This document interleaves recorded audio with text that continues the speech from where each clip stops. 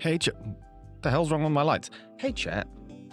Why am... Oh, I turned my lights down for for one of my work calls, and I did not change them. Hang on. Why did the music stop changing? Where? Oh, wait. Wait.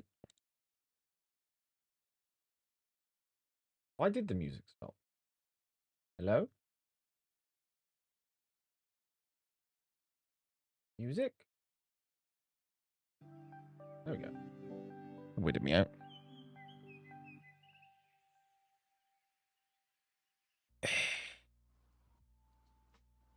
Hang on. Whoop.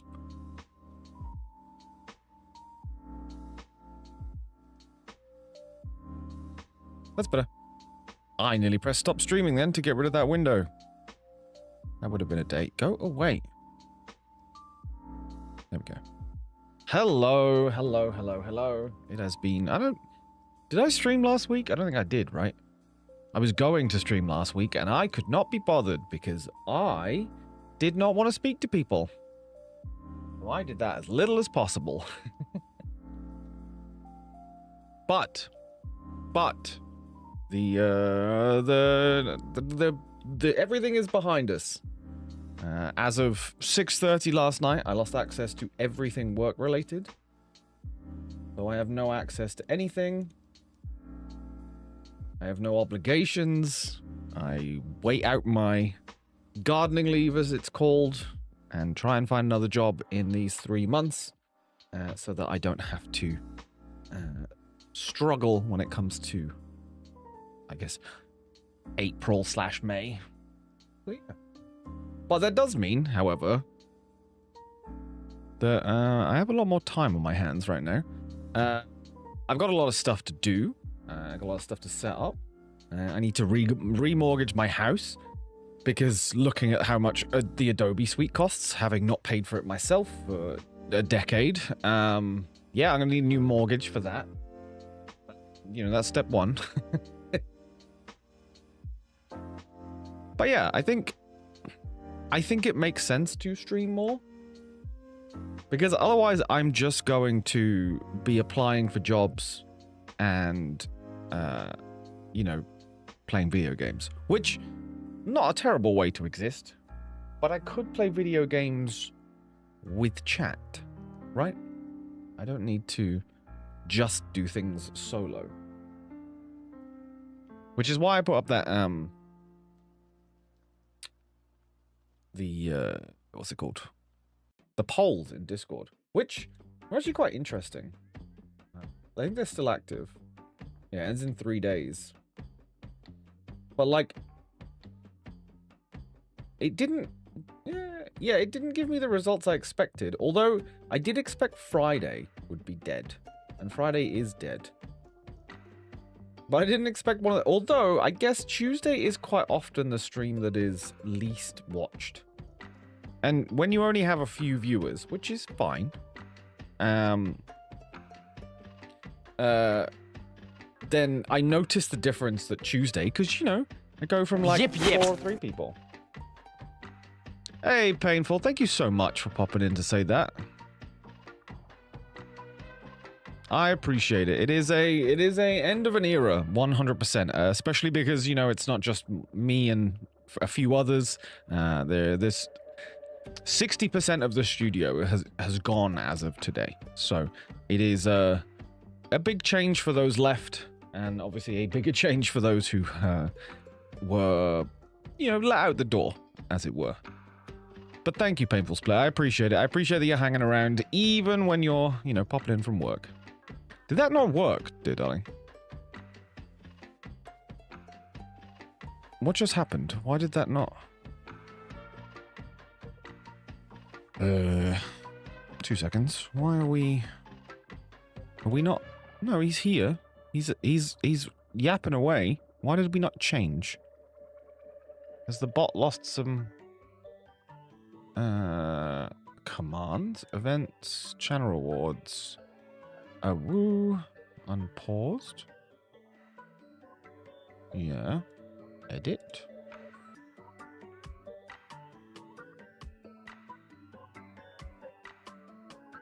It's still all in the thing.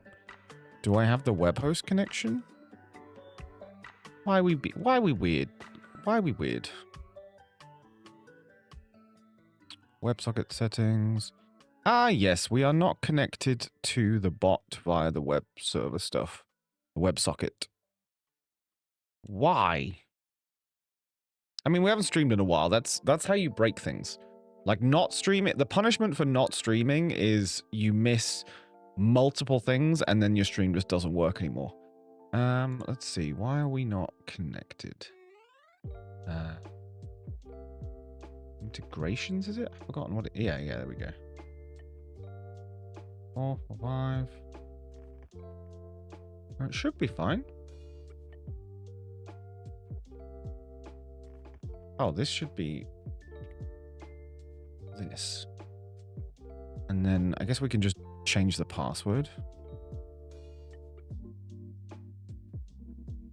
Yeah. We're good. Now this.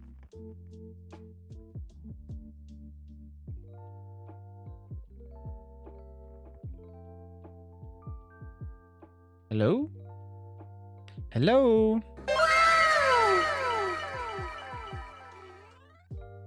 Yeah, that's coming purely from the bot. That didn't change a scene. The ones that change scenes are going to be the ones that aren't working. Because I'm pretty sure if I test this with... Also, hello, Cyberfunk. If I do... Oh, you did one for me. Which should be the wave, right? Yeah, so it's the web thingy. Let me close this and reopen it. To be fair, my bot did open very quickly. So, I wonder if... it didn't initialize properly. Because usually it takes a while to open, and I don't think I've updated it enough for it to suddenly do stuff. It opened really quickly again.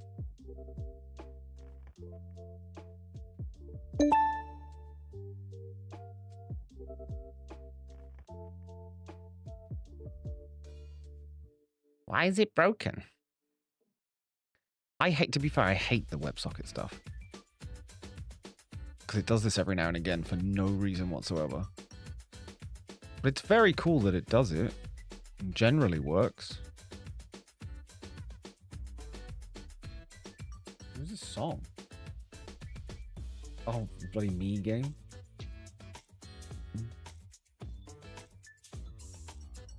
Why? Why broken?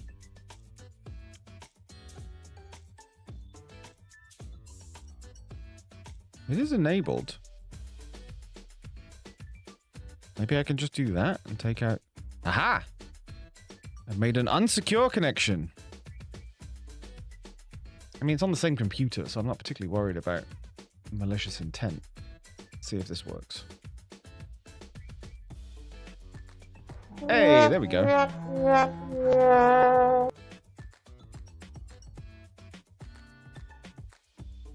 Fixed it. I owe... What did you redeem? Redeemed this. I'll take a sip. I took some headache pills, so that subsided quite nicely. Yip. There we go. All is right in the world. Now, let me put this back in the corner.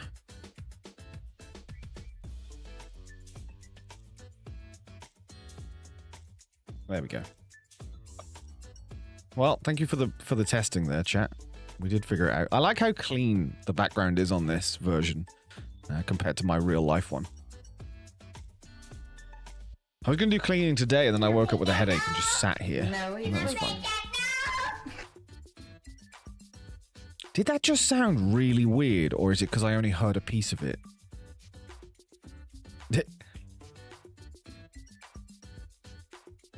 Wait. Feeding the dust mites? Yeah, that's for sure. I do need to the thing is I'm kind of in this I'm in this awkward stage that I've got the house is now mine, right? So I can do stuff to the house if I want to. So I can now think about things a bit more. Obviously I can't spend crap tons of money because I don't have a job. So I need to consider what I'm spending. he says after buying Greg's today. But also, the one thing I'm sure about what I want to do with the house, and can do, is fix this office up a bit. I want to paint the wall black that you can't see, just because it doesn't. There's no reason for it to be white, and it already has a load of like black foam stuck on it. So I just kind of want to, like, you know, cover that all up and make it nice and pretty.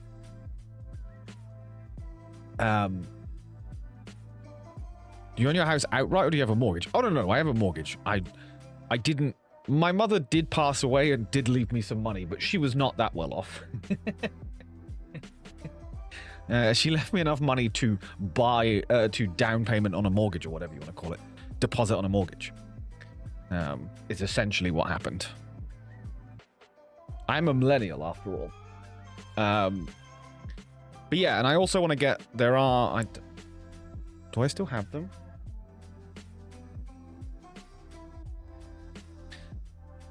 Yeah, so behind me... Yeah, that's... Basically, this... Wait, this color... But this, like, style...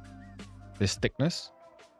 like, back behind everything. So where the purple glow is now...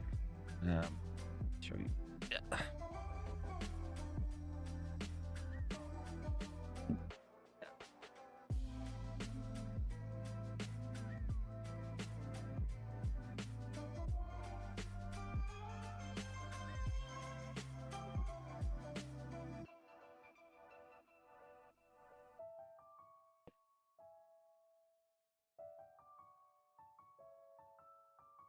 So yeah, I wanna get those, and the panels that I want. The place keeps doing sales, but not for my ones, of course. So yeah, there's a couple of things, but then this all leads back, as I was saying. I'm kind of like in this catch-22 scenario, right? Because the biggest thing is the carpet. There's this terrible, like, new home, cheapest option carpet. In here that I want gone because it's pointless and I've ruined it with the wheels on my chair, to be fair. Will it be soundproofing or just style? Just style. It does have soundproofing qualities, but there's nothing... I mean, it will dampen stuff a bit. But to be honest, like this wall here is the... Like, outside here is just empty space and it's where the cars park. So the connecting wall between my house and next door is that way. So this house, for all the problems with new builds in the UK, these types of houses are probably the best because all of the connecting walls are where the stairs are. And there's 2 sets of stairs in this house. And there's you know, there's a bit in the kitchen and a bit in like in like a bathroom. So nowhere that's like the kitchen doesn't matter if there's noise. Not that I've ever heard, even like if they've ever dropped anything next door, I've never heard anything. So either they're like the quietest people known to man, or the wall is generally thick enough to avoid most sound. So it's a pretty good thing, and it means that both this room and the room next to me, are both complete. Like, you can pretty much make as much noise as you want and you're not going to worry about it, right? So I don't need any soundproofing per se. I kind of want to add some more nice to this room.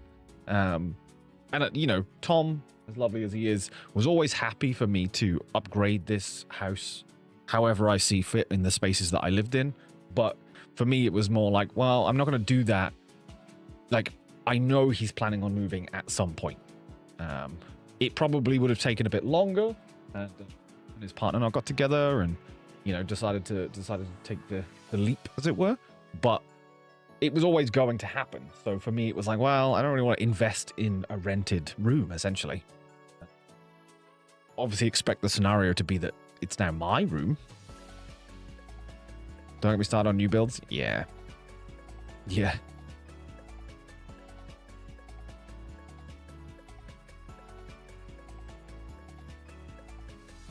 Chat, send Tom your energy. He's going to D&D and he's tired. Chat for you. I was talking to stream chat for you. He's also a bit deaf. He's getting old, you know?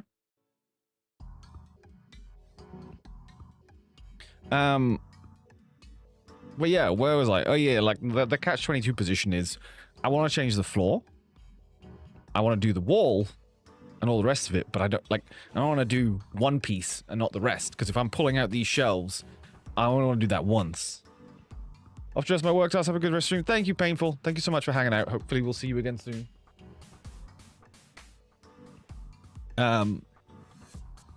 Which goes all the way around to I need to be able to afford the floor and pick the floor. I haven't even looked at flooring yet. The floor and the walls. I mean, it's the paint's easy enough because it's just black paint. And then it's, you know, the panels for there. And I think that's it. And I kind of need to redo. I only necessarily need to redo these lights over here. But I would like these lights to, you know, attach to Lumia stream so that you guys can actually like interfere with this stuff, or like sub alerts do, or whatever. But it's annoying. Feel like you can sometimes have to follow you want on secondhand sites where people have bought too much and can't return them. Oh, for sure. There's a load of options. Actually, hilariously, if you've been on this stream long enough, Forsaken or Jack is actually getting floor for his house at the moment. So I'm piggybacking off the back of him for places to find stuff, which is quite handy. But I haven't really looked. Again, this whole like losing my job thing for the past, I mean, we got announced on, redundancies were announced on the 27th of November, and there was not a lot of information about what was going on that was particularly useful. So it's been a long month and a half. So I kind of like all the plans went out the window. I spent all of Christmas playing World of Warcraft. I didn't play any any new game in my backlog. I played hours and hours and hours and hours and hours of World of Warcraft, which I have open in front of me now, and I will probably show you the depths of my obsession over Christmas. Because it is and has always been my escape from reality, and it's, you know, I'm glad it's still around. So yeah, that's the main one. I obviously don't want to spend a crap ton of money on this office, but I do want to, you know, do the office. But what leads into my next quandary is to do this office, I need to move everything out of this office.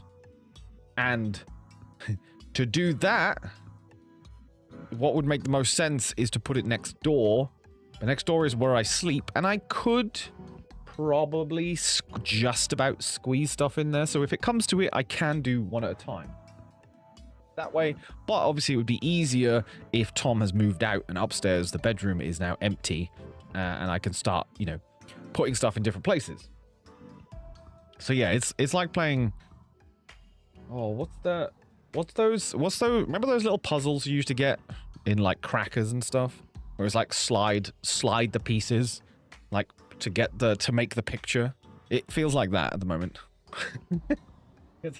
I don't have a singular place that's full of stuff. A singular space that is empty to fill with stuff. It's a bit like shifting stuff around. But I haven't massively, you know, put too much effort or thought into it yet. Like yesterday, being cut off from everything and it being real and all the rest of it is, you know, is the first moment where I'm like, oh, right, okay, I actually do just have free time now. I obviously need to find a job, but like, I have no obligations. I have no ties to this place anymore. And I worked in marketing. You know, in general, obviously, unless some crunch happens or something, like Devland is 9 to 5 or whatever your hours, go home, done. That's it. You do not communicate anymore. There are exceptions, but generally, whereas marketing, you kind of never switch off because we have lots of partners in America. You know, we just have, you know, if I'm in the Discord for like Coatsink or whatever, people are pinging me at all times of the night because obviously they're on at their evenings and they're pinging me, and not necessarily that I do anything unless there's a bot. But basically, for 10 years, I have been kind of, you know, with an IV in my arm that's, you know, stuck to a liquid that says Coatsink. Bizarre. Like, to the point that the Slack icon on my phone, I just removed it because I don't have a Slack that I'm currently in. But watching my habits of just opening it, I keep opening it. I've moved my these lights app behind me there, and I'm like, oh, see, I'm in the lights app again. Sounds like abuse, but long form. No, because this is like, I don't begrudge any of it because it was not expected. It was just the way that, you know, I was there from when I joined Coatsink. There were 2 people in marketing, me and Jack. There was no team. So we built up everything, and some of that stuff you definitely grandfather in. Obviously, I got better over time, but you never quite get away from, you know, being attached that much. And I loved it. Like, there was no worry about that. There were some projects that had meetings at weird hours because of like LA type stuff, but it's more of a routine change that's very bizarre because it's just the way things have been for, I guess, like, without it being too morbid, I guess it would be like, you know, when you like, if you've ever had a dog and then not had a dog anymore for whatever the reason, it's a bit like that. You're like, oh, gotta go. No, I don't need to do that. Okay, that's weird. I don't. Odd. And then you have to like readjust everything. That's kind of where I'm currently at. And yeah, again, it's not, you know, I've known 100% since Friday. That's when I think I posted in the Discord. And yesterday was like, you know, I know actually, there's all your access and stuff. And you know, I was quite sad last night. Like when I went to bed, I was kind of like, oh, this kind of sucks. but overall, it's a good thing. Like personally, I think it would be harder if I was someone who was still there. And I have lots of friends, obviously, who are still there. Because for me, personally, when a studio, a workplace, whatever, goes through this level of, like, I mean, any level of redundancy, but I think this level especially, and this is the only time we've ever done it. Coatsink has been hiring, and, you know, the odd person let go here or there for contract reasons, like, you know, you were brought on for this and but like, there has never been an actual layoff. There has never been like a full team wipeout of like, because a project's done or whatever. So it's always been a very secure existence. And also it just means that like a lot of people didn't leave either. So there are friends that I have there that have been there since the day that I joined in 2017, which is very rare.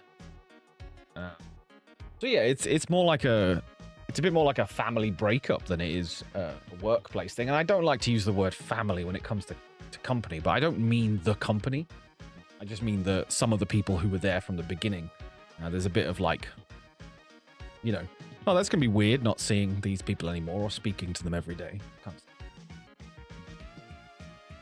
But yeah, it means I should do more of this. And I do very much enjoy doing this.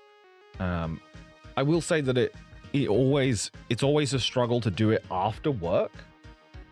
Because, you know, I'm either like buzzing because there's so much going on at work that then I have to come into this is a nice way to chill, but I kind of like the way that I tend to like disengage from stuff a lot of the time is just complete silence, apart from, you know, whatever entertainment I've got on, and I'm just like lost in a video game. I don't like I'm not the type of person that's like, wow, I've had a long day at work, a long hard day at work, you know, mentally. I'm gonna go like at the pub and hang out with people.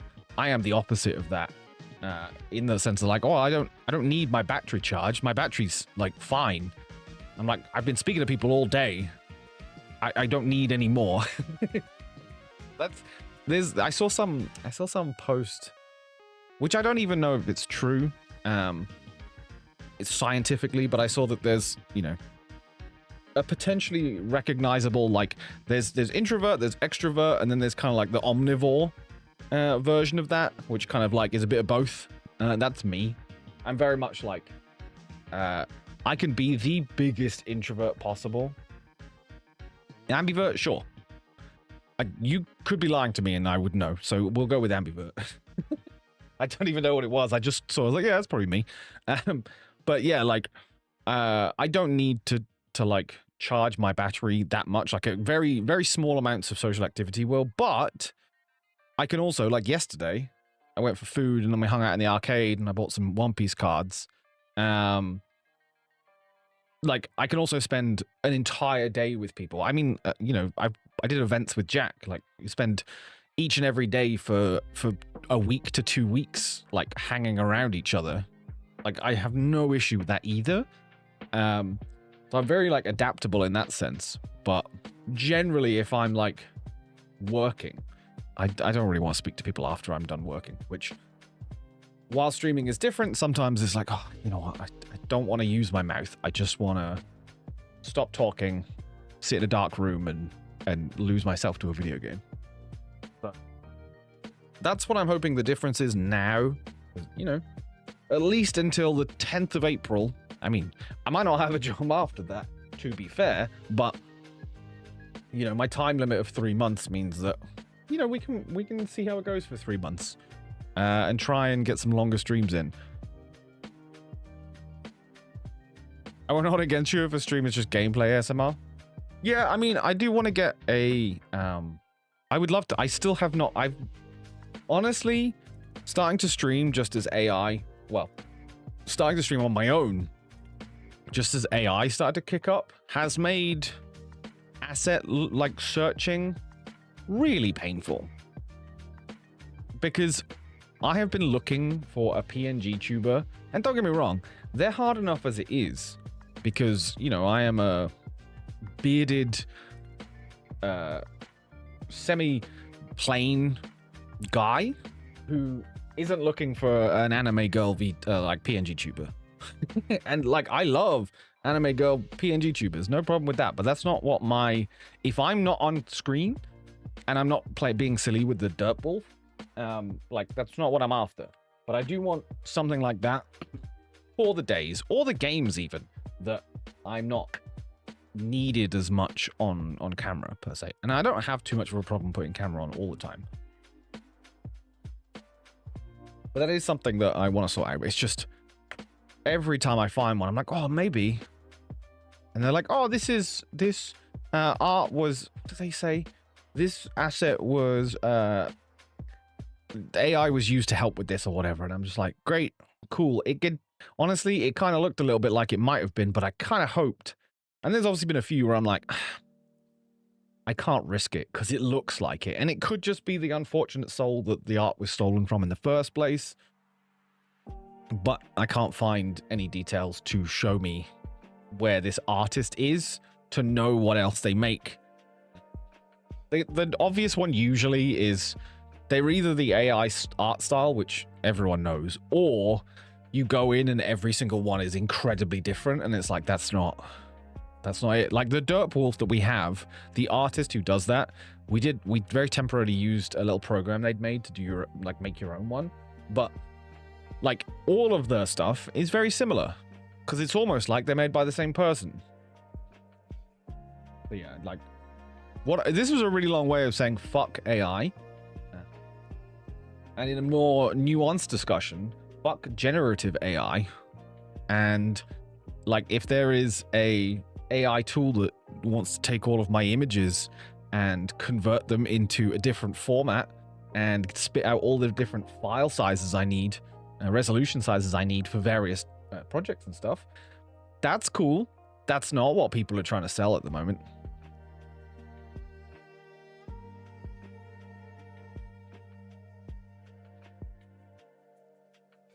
Also, I just noticed that Nenny has all the activity in our Discord in the activity feed. I don't know if that's because nobody else has it turned on. Scrim trying to AI. What? Like on the bad guy. Yeah, for sure. For sure. It is like, it's not an easy thing to navigate, and everything's a lot very disingenuous at the moment. Like we need the we're gonna make $1 bazillion from this bubble to burst, so that we can go back to the smaller, more innovative uses for things. Because at the moment, everything's just like, it's going to solve all of life's problems. Whereas what it should be doing is, like, who the hell was I talking to about? Someone was talking about it in the sense that, like, where it's able to pass crap tons of data and obviously, like, notice patterns, because that's literally what it's made for. And it can be used as like a first layer of picking out stuff in medical stuff and things like that, in a sense of, again, using it as a tool, not to replace a doctor. And I think that's where people seem to be missing things. I'm really excited to implement it for people who have disabilities, and man, I don't want to be. Yeah, but I think that's where it comes down to it, right? But then I think if someone has a disability, let's say, I don't know what the percentage is across the country that would have a disability that would need or could benefit from something like this. But let's say that it's 10% of people, which is, I think is probably way too high, but we'll say 10%. Let's say 10% of people. If there are a few data centers dedicated to providing the functionality AI can assists for disabled people, man, does that feel better in the world than like for a marketing company to make a coke ad, right? Like, I think that's a no-brainer.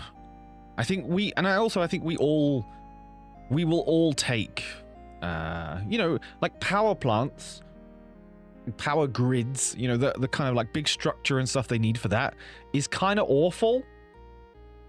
But we all realize we like electricity, so you put up with the ugly building. Honestly, many benefit people who are blind, hearing impaired, have arthritis. Exactly. There are of course benefits. Yeah.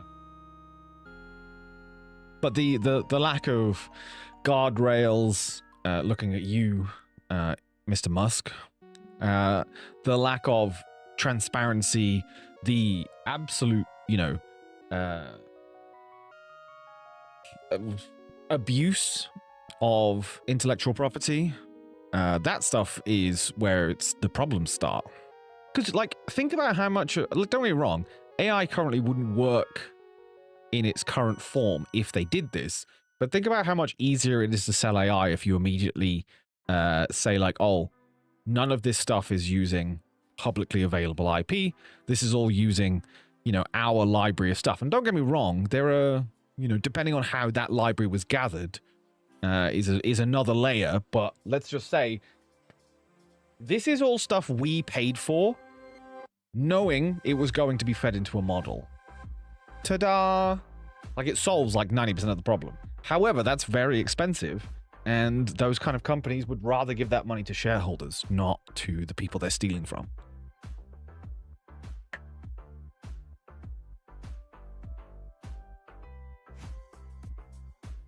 And then for accuracy, we only need to look at Google, right?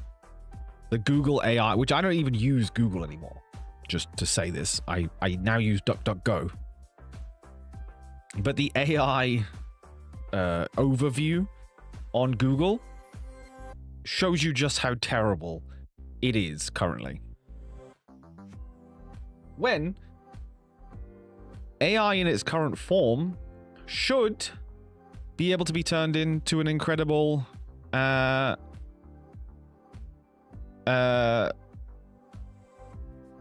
what's the word?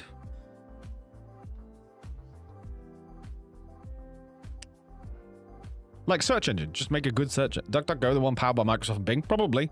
I'm not suggesting that it's ethically better, but it doesn't. You can turn off all the AI features, and it has an AI filter for image search that generally gets rid of, I'd say, about 90% that I've noticed of the worst offenders stuff.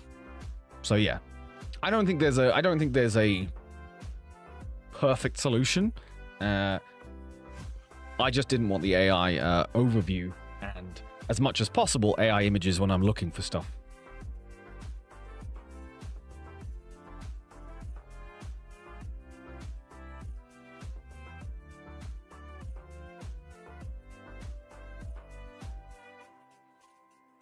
And, you know, I'm a human. I like my creature comforts.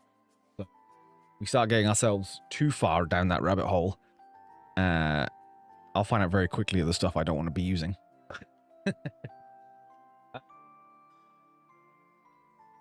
How the hell did we end up on an AI discussion? I don't know. I mean, it's a very easy position for me to take.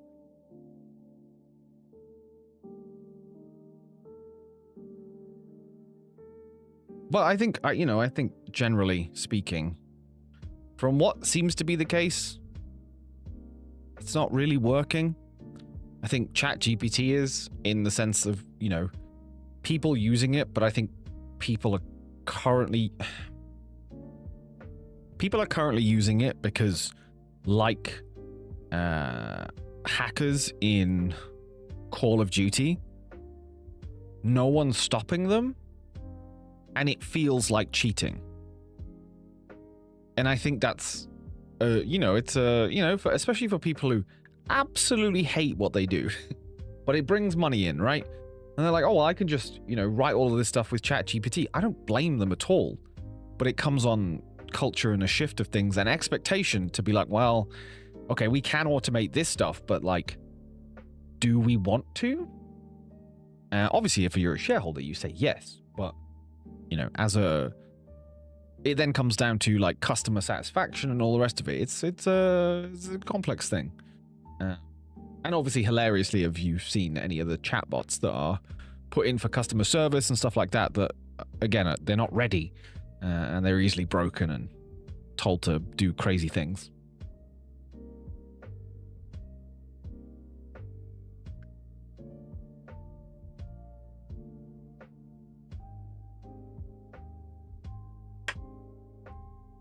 But, I'm not going to act high and mighty on this stuff. If it comes down to, selling my soul for a bit, if I'm going to lose this house, for example, then I'd have to sell my soul for a bit, right? Like, there is a line and a limit for everybody, and I'm not going to judge anyone for, where your line is. However, trying to convince me that it's the best thing in the world, that's where we will disagree. I still remember, where was I? I was at Rezzed, which is a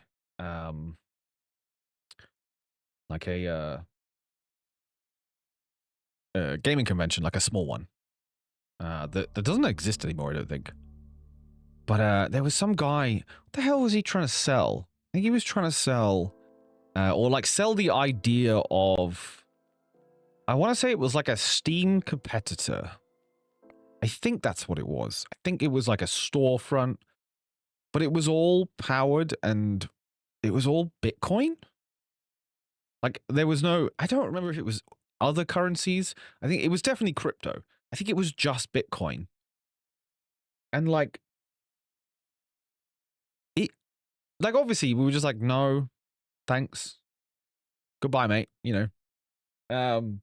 But he was like obsessed, like to the like cult level of like someone had like clockworked oranged him in a room for several days playing like crypto propaganda type videos. Because he like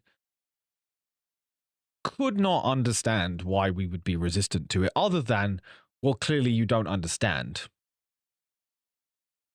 And that was a strange experience. It was probably like, it probably ended up like 30 minutes of just like complete nonsense. We were trying to get this man to like, what, kind of just to go away, but also just to understand. And I want to say the most surreal part was he definitely mentioned, and I can't, I'm sure you could Google this and find out what he was talking about, but he was definitely talking about like, I assume they would be like solar arrays that would orbit the sun, I guess much closer than we are, that were set up to like farm Bitcoin. and like, while in a sci-fi way that's kind of cool, when you put any thought into it, even if it does work, why would you do that? Why would you use the sun's energy to do mathematics on a computer to prove the existence of currency, when the currency's value is only what it is because it's basically, you know, a tax loophole. Yeah, it's very, very surreal.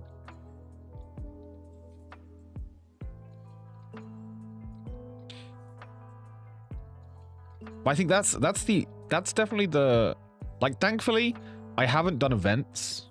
I mean, I miss events, but thankfully I haven't had to do events since 2022, which means I've completely missed all the AI meetings and all the salesmen that we would get. You know, like how when the graphics people come in here and they're like, "Hi, how are you?"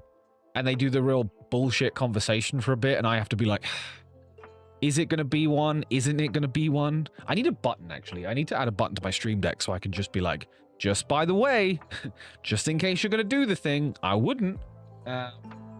You get loads of those at cons and stuff when you're working a booth, especially for a gaming company. And any of the AI ones, because AI wasn't really a thing.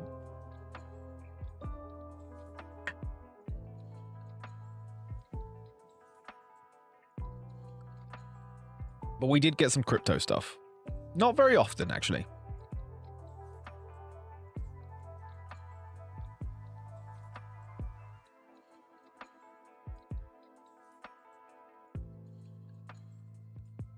I have to ask if you can Dredge Go? No, because it is on my list of I would like to play it on stream. And the whole plans of longer streams is what I'd like to tie that into. And obviously we played Dredge. I've played Dredge. I think I streamed Dredge, did I not? I don't know if you saw me stream Dredge. I did play it.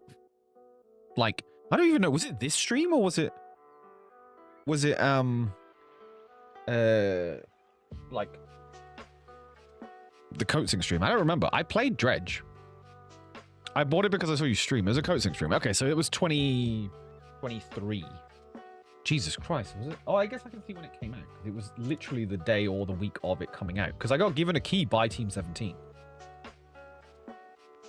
Yeah, April 6th, 2023 was when I last played it. So there you go. Oh, you're both off this week? Ah, bollocks. I don't know if I can do a stream this week. Because I've got so much to sort out. Either way, we'll definitely make that happen. I'm still like, and this is where the conversation originally started. Oh, hey, we got our bot selling viewers again. I gotta say, WiseBot for spam protection is pretty damn good.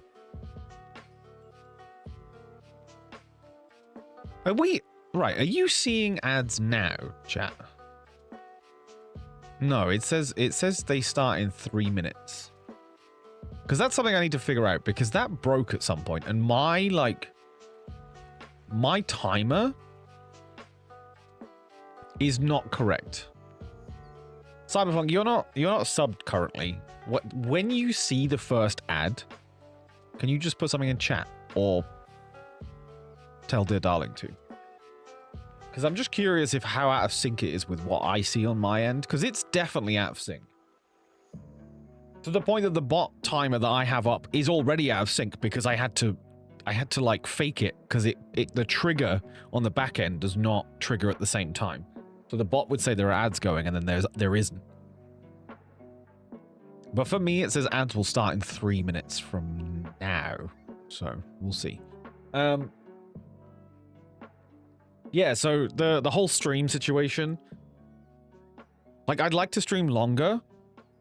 I've only ever done, I think the longest stream I've done was like, it was the Ori stream where I was determined to finish it. I think is my longest. And it was a good like 7-8 hours or whatever. But that was also after work. Again, these things come with caveats like, oh, it was quite tough, but actually also I was at work all day. So we'll see. But I don't know if anybody here watches Co-Carnage. He's a very long running, but also, you know, consistently large streamer. He does a morning and an afternoon stream. He does like an actual morning because he has children who wake him up in the morning. So he starts his stream at like 7 or 8 a.m. his time. For the reference, I will not be doing that. But I do like the idea of splitting the stream in two. And that doesn't mean we necessarily play something different or do something different. But I like the idea of like 4 hours break and then 4 hours. I don't know if you can pull it off if you're a, you know, small streamer and people aren't used to that, because obviously like if they're in or they want to stay in, but because I'm EU, I like either I stream this kind of time but go for a lot longer, right? I start at 6 or 5 or whatever and just go till, you know, 2 a.m, something like that. Or I have to think about what I want to do properly. Because, I mean, I can keep... If it's a 2-stream thing, I can keep this piece the same, right? I can start at 6, go to... I don't know. If we make it 4-hour chunks, I guess go to 10. And obviously you could go longer if you want to, but we could go till 10. That covers a chunk. I mean, it's obviously morning for West Coast folks and sort of lunchtime for East Coast folks. But I guess I also, you know, if I'm going to attempt to do this in any meaningful way, I also need to find new people. So the idea of having 4 hours earlier in the day, which I guess would be like 12 till 4. My idea at the moment is 12 till 4 and then 6 till 10. What days? I don't know. The only day I know I'm not doing it is Friday and Sunday. Or like Friday, definitely. Sunday, maybe. I don't know if Sunday's worthwhile.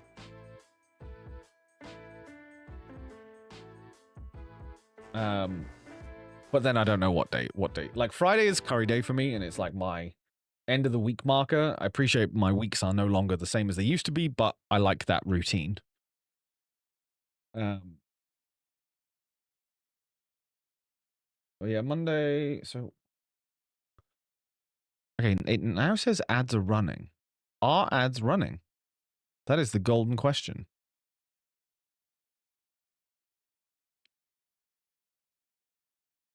But yeah. No? Okay. Great.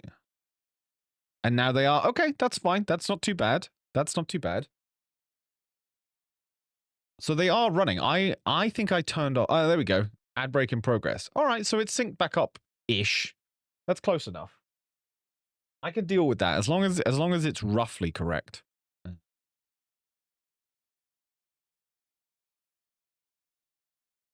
But yeah. I'll wait until the ads are actually over. Because I don't think And it's over? Wow, you got like one ad. You got one ad in the UK?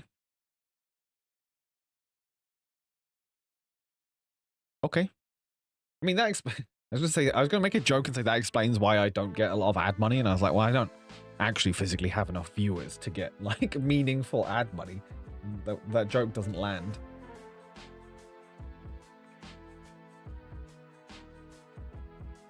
Although, like, where is my? Do I even have like? What is my? How do we even check it? There we go. I mean, I've barely streamed, so I doubt there's anything.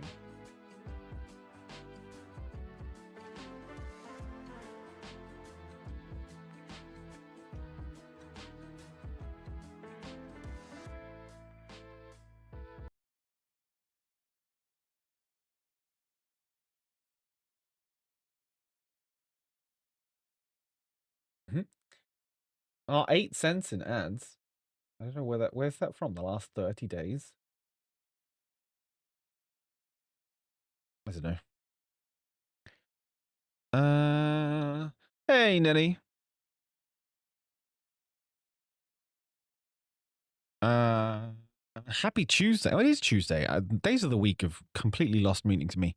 Dealing with the news. Oh, like, honestly, there was writing on the wall for some time. I didn't expect it to be the degree that it is across the company, but my team suspected that there was a risk quite some time ago. The process itself was gross and stressful and all the rest of it, but I lost access to everything yesterday night, so I am free, as it were. So overall, I'm fine. I did say at the start of the stream, I was a bit upset last night, but I described it as like having a pet and then not having a pet and being like, wow, this is weird. Like, usually I would do this at this time of day, and usually I would do that. It's kind of that feeling. But also the wording of that letter is mean as fuck. Is that normal phrasing? Yeah, I don't know. I've never been made redundant before, but I assume so. It's mostly like legalese stuff. It's just so there is absolutely no confusion. But yeah, information and communication was the biggest issue in the process, or transparency, I guess. Not necessarily. There was lots of information, but transparency. We're suddenly upset. Yeah. I don't know what the future holds. I have absolutely no idea. CodeSync was my first job in the industry. When I said the company I was in was let go, pretty much. Yeah, there you go. I don't know how it's done in other countries, of course, but like usually it's these kind of letters are just, like I was told. In fact, I guess that was technically how I was told. When it was very easy to understand what was happening when the organizational chart, like the proposed organizational chart, was shown to the company. Didn't include a marketing department. So like, even though I didn't have confirmation of what was happening, it was pretty obvious that I was going to be made redundant. Made redundant sounds so rude and respectless. Yeah, it's a very specific wording because it's not firing in the, like, it's not about your performance, right?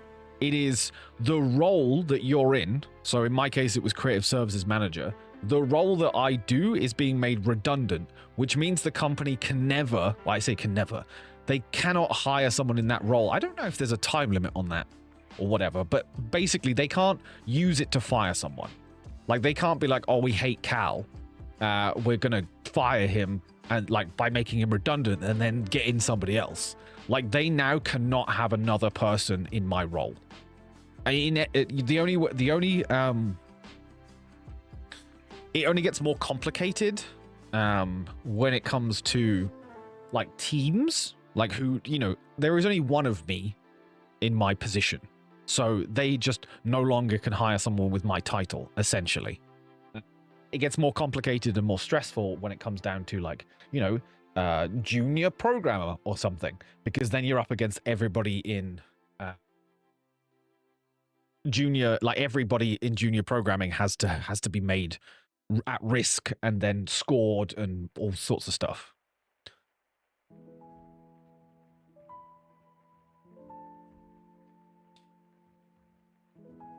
Yeah, Nenny is mainland Europe.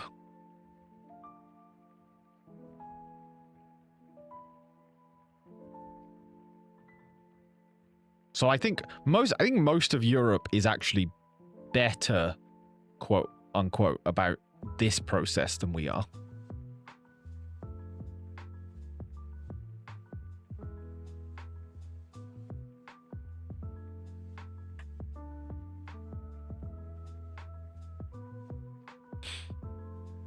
Oh, does it make you feel a little easier, less personal, that it doesn't only affect you?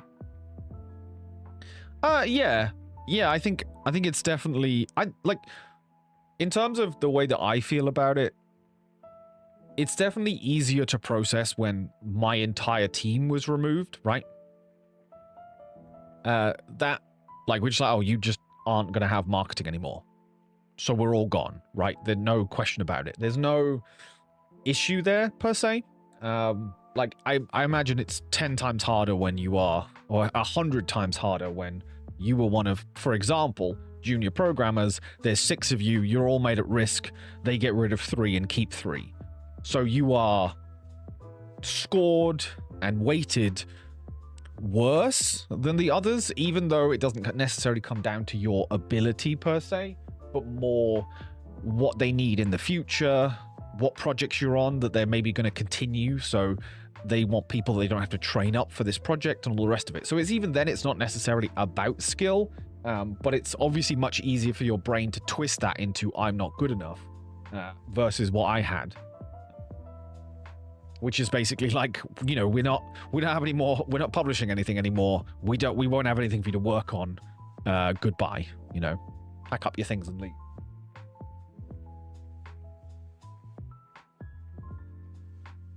Which was the, you know, because we can appeal. You can appeal for this kind of stuff. You can, you know, kick back on it and all the rest of it. But I was like, I can't, in a like realistic way, there's nothing to like appeal against, because I couldn't, looking at what they had lined up, I couldn't like justify and be like, well, you obviously need me for this because they don't, right? So it is a weird quandary. So for all the questions, I mean, I'm literally sat here chatting today, so questions are always welcome, but like I'm not doing anything else. I also really hurt my arm for some reason. Already know, stay in your field or try a new one. I don't like the problem I actually have, and I haven't, you know, to put this very bluntly, I haven't applied for any jobs yet because I didn't know what was happening. I did know I was losing my job, but I didn't know when my like notice period was going to end, how most of this stuff worked. So I wasn't in the headspace to apply for jobs. So I don't know yet, but my issue is that I'm quite a generalist. I am quite a wearer of many hats within games marketing. So I don't have a specialist role. So I think it's going to be challenging to find something. So I don't know. I think whatever I take, it won't be, it can't be the same. Because I was there at the start of the Coatsink marketing team. So everything kind of built out from me and everything that I knew, and we obviously brought in much more experienced people to work with. But it's like I obviously had a lot of freedom, we had a lot of creativity and all the rest of it, because, you know, that it was our team. I thought it might be easier if you have many talents, wore many hats. I mean, I'm talking with zero experience about how this is going to go. But I feel like what I do does not look good on paper versus like, you know, one of the programmers or a producer or something like that. There's like quantifiable things that just, you're a producer, here's all these things I've produced on, and here's all the specific, you know, methods I have used and stuff like that. Whereas I'm just like, yeah, you put me on that thing and I'll figure it out. So like, if someone's looking for that, great, but it's not exactly the thing. I'm sure you there's many things. Yeah, exactly. I might be completely off base with this, and actually loads of people have got plenty of stuff. What exactly did you do? What was your day to day? Depends on the day. I did a lot over the years, but most of my job towards the end, most of the stuff I did day to day was creative services manager specifically related, which is managing trailers being made, you know, speaking to agencies, handling agencies, getting stuff made, you know, briefing them, all that kind of stuff. But, you know, I also did all of our, towards the end, did all of our like Steam, what do we call it? How do we call it? Release management. So handling the Steam backend and all the rest of it. But, you know, I also built the webs. I also did all the website stuff. I also did all of the social media graphics and stuff. I also did all the Steam asset versioning. I also did all the Steam pages. So that's not a toot my own horn moment. It's just like there wasn't like I don't have like a defined thing. And I don't know that I want a defined thing. I think it's probably more the issue. Like I enjoy being challenged. I enjoy doing lots of different things. I enjoy the like kind of playing the, you know, if we put this in video games, like I enjoy the support role, right? I like the like, oh well, this needs, if stuff gets too repetitive, my brain switches off. Unless it's a specific kind of repetitive, and I don't know how to, you know, work that out. Because like versioning assets is incredibly repetitive, but there's some differences each time you do it. So I guess that's where it comes down to. Whereas like inputting numbers, you know, spreadsheeting would drive me up the wall. My current boss came from an archaeology career as I mentioned in the personal. Oh yeah, no, thank you, Nenny. Yeah, I do. You know, I have the best of a bad situation. I am, you know, I have 3 months gardening leave. It's called here. So I will get wages as normal. I just do not turn up to work, essentially. So I have time, and I obviously need to use that time correctly. But yeah, I don't know. That's like a marketing program manager at my workplace. Yeah, that's also the other thing. I have jokingly, and I don't actually, I seriously think that. I think job titles are bullshit. Like, I think job titles are perhaps the, like, overall, to me personally, I don't care about them at all.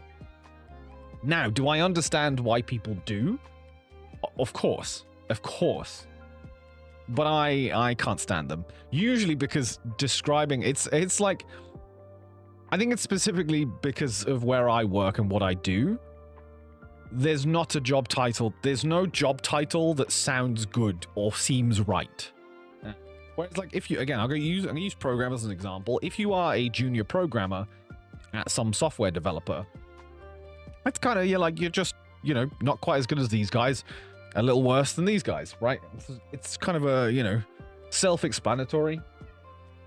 I think I've had like, technically, I don't know if they were ever on my contract at any point, but I've had some crazy titles. Just trying to contain things that I was doing. I think my first one, which was like social media and community manager is probably the closest I've had to like creative services manager. In the end was pretty solid too, but creative services manager is such a horrible title because while it does accurately describe what I did, nobody knows what that means. Like no one knows what that means. And everything I had in between was even worse. So yeah, I hate job titles in that sense.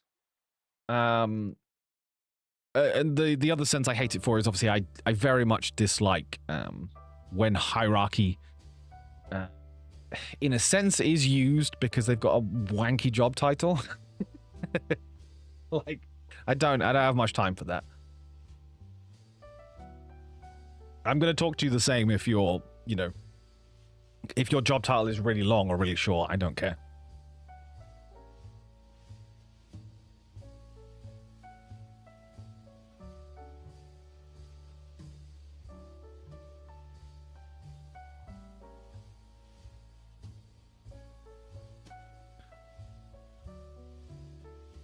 But yeah, as you say, Cyberfunk, it sounds like that at your workplace. Like I think the one, because when I did a lot of like video stuff.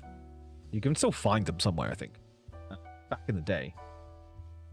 For work, and the title that made the most sense, like English words wise, was content manager. Like that's like if you think about that, and obviously these days, you know, content creator, it's been a thing for a while. So like content manager kind of makes sense. I kind of get that. Like, okay, I made videos, we put them on the YouTube channel for various games we were making, did the social media, like content manager. Okay, then go on a job site and put in content manager. That's not what that is.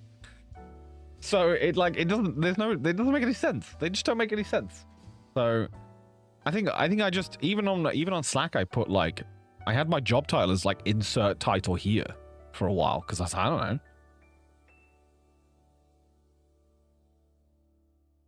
Go to a job site and put in community manager and you get social work. Yeah.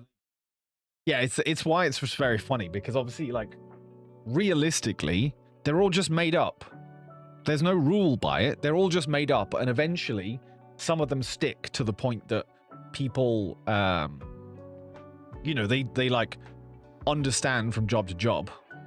Yeah, exactly. There's no regulation. There's just ones that happens. Turns out it's called engagement specialist / manager. Wow. Okay. I hate all of what we're talking about right now. It all seems very complicated. Yeah. But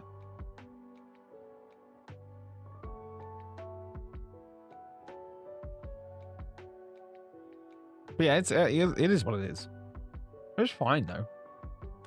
But yeah, we'll see. Like, I have no idea, like, where the there is guidance from the government for job titles. Yeah, but I'm sure it only covers like the basics, realistically, and traditional stuff.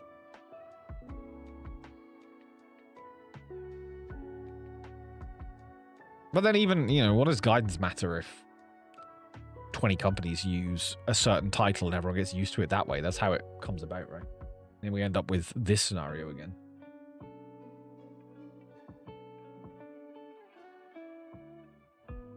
I just realized Jack joined the Discord but never accepted any roles.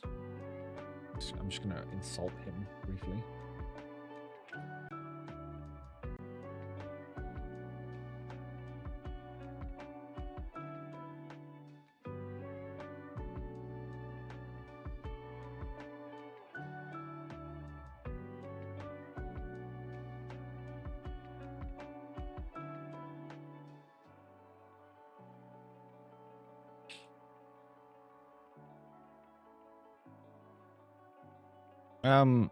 Oh, hang on.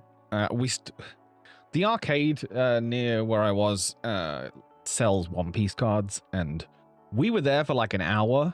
I was not going to buy any, but then we didn't leave, so I started getting the itch.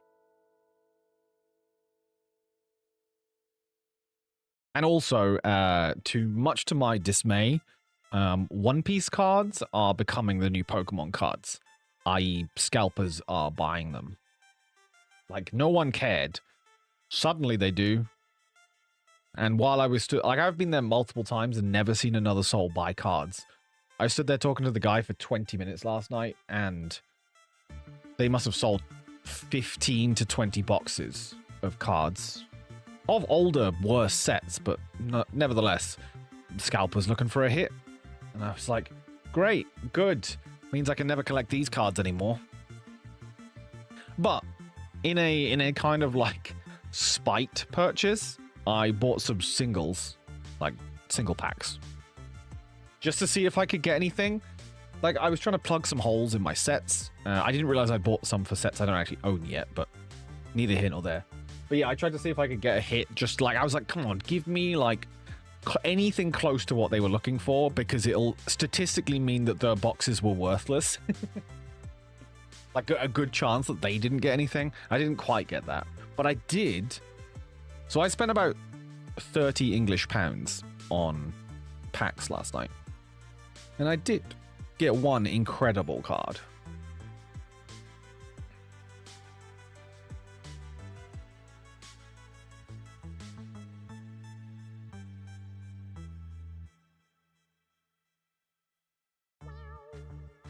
So yeah, this come on, camera, come back.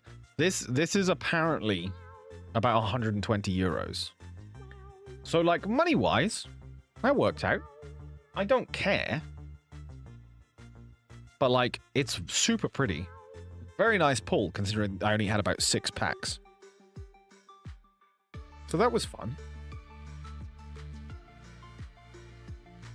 But yeah, all the One Piece cards have gone up in value. Like, my cards that I bought, I stopped buying cards when I started buying the house, because I was like, I can't be spending this money on on One Piece cards. But they all like dropped and then they went back up again. Was that Sanji? No, it's Zoro doing his like multi-arm sword attack.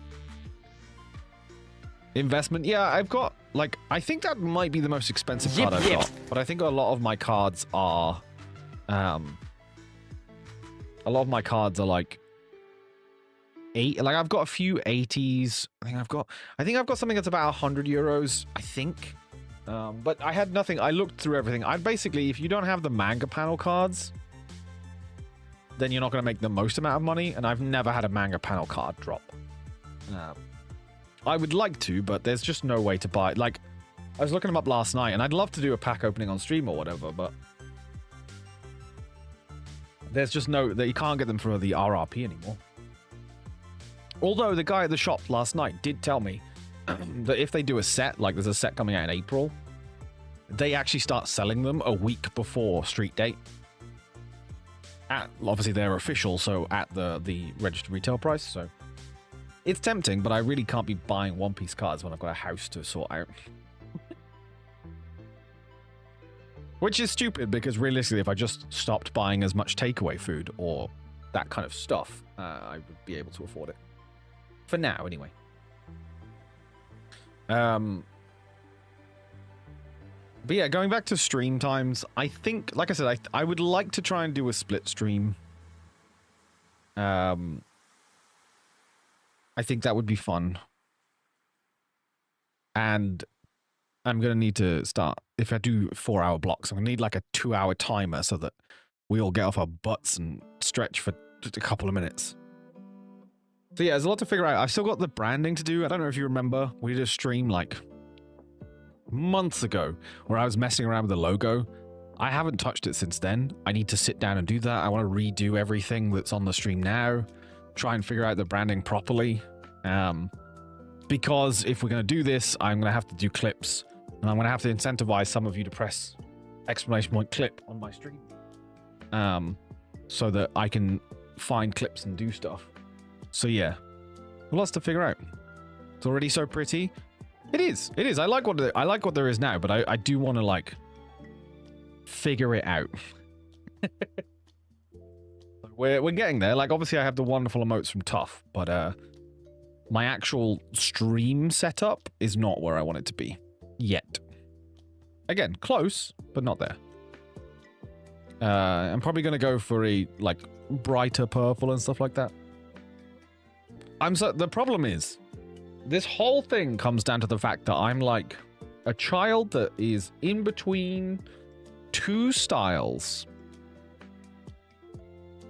Right? Like I love like magic, fantasy, what universe would I say? Like, I guess not Lord of the Rings, because I'd say Lord of the Rings doesn't actually have. I guess Final Fantasy. I guess Final Fantasy is probably the best, like, universe in this kind of like the kind of magics that are involved. I think so. If I'm gonna pin that, can I pin that? I want to pin that. Wait, why won't it let me pin message? Wait, where's my mod view? Show moderation at. Wait, why can't I click on stuff? Oh no. Wait, can I pin that to the stream? Oh, there we go.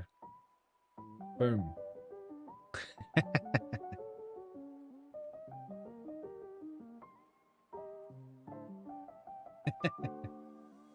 Yeah, that made me laugh.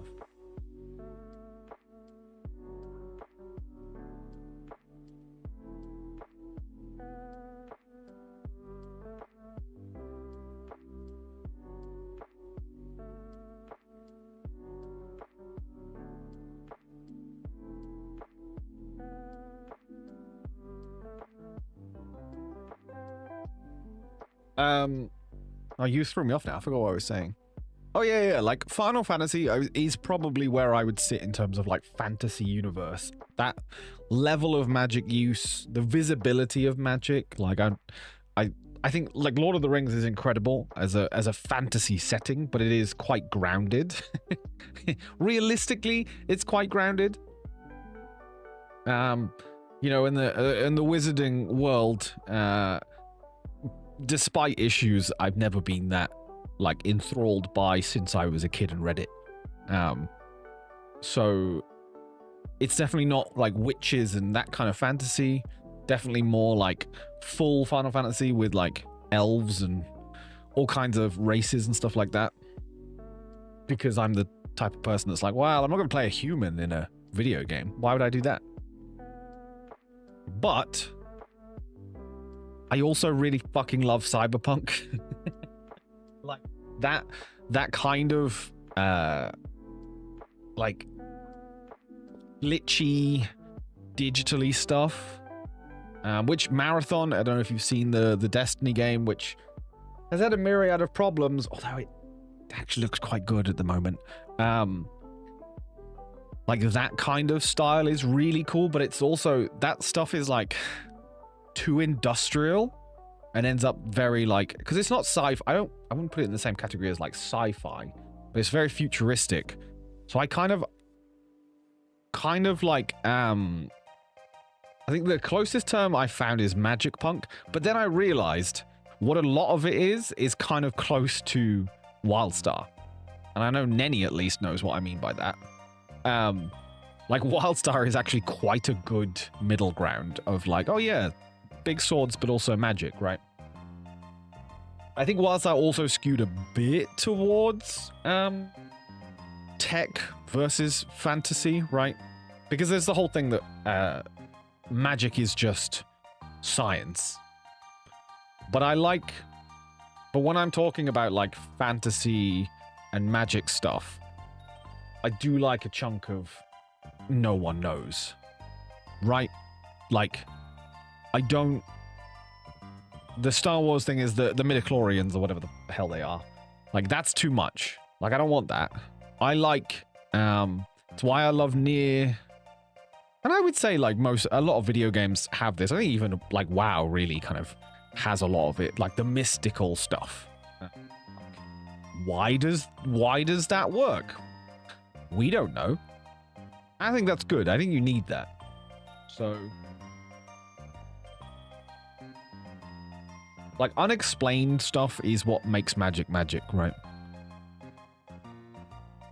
I am tragically a sucker for dystopian, solarpunk, dieselpunk, steampunk. Really? I would never have pinned that to you. Nothing you have ever played, said, or done would suggest that those are areas you would like.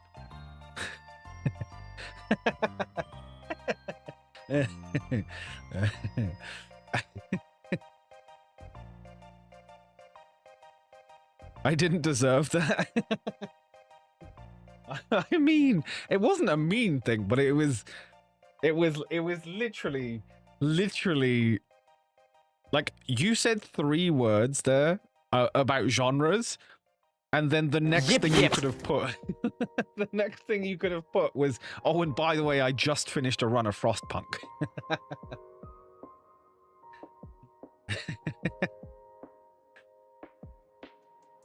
And like Frostpunk is just the easy one. I can point out more, but I already called you out once. I'm not gonna do it again.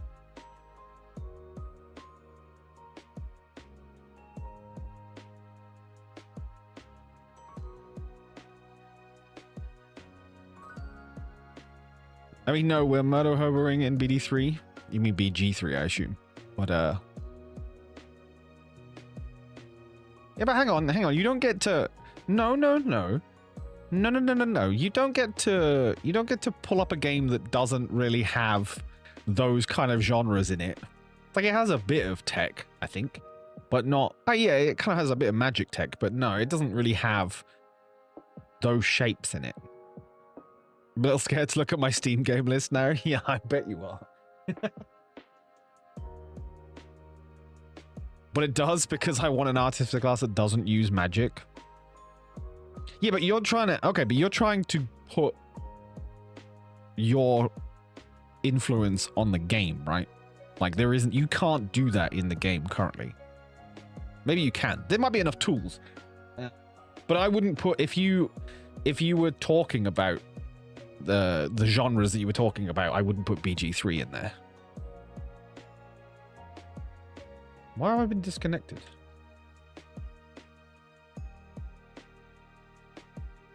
There we go. Right, I need to pee. I'll be right back.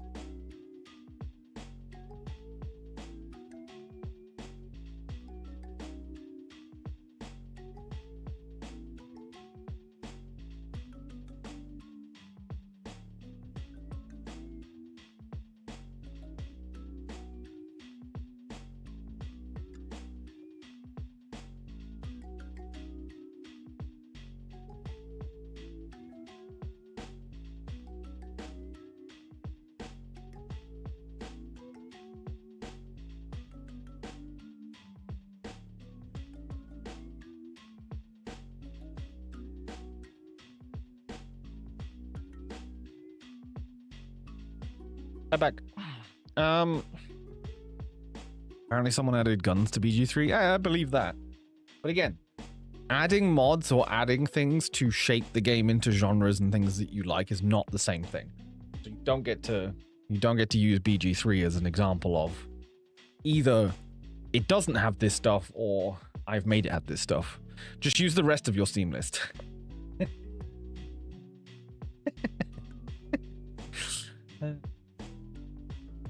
But yeah, that's kind of where I'm at. Oh, actually, let me bring it up. Where's the dredge? Okay, you do have... All right, so I will admit, there is an element of all of that stuff you have, but then you also have like a pocket of Cthulhuism, right? And dredge goes into that, like eldritchy stuff. So basically, if there's a game that plays like Frostpunk, and it's not the other one we played. I mean, specifically more like Frostpunk. because I don't think the other one goes far enough. I've forgotten what it's called now. That is also tech-based and not like medievally. Tech-based and is about Cthulhu, then you'll never play anything else, is what I'm understanding.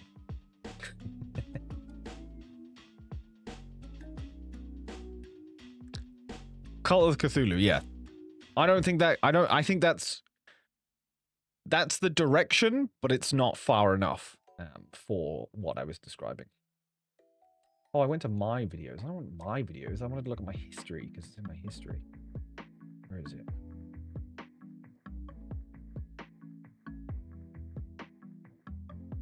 Man, sometimes it just shows you stuff I don't remember watching, which must be because I opened YouTube Shorts by accident. Wait, where's this video? Why is it not in my history? Oh, there it is. Found it.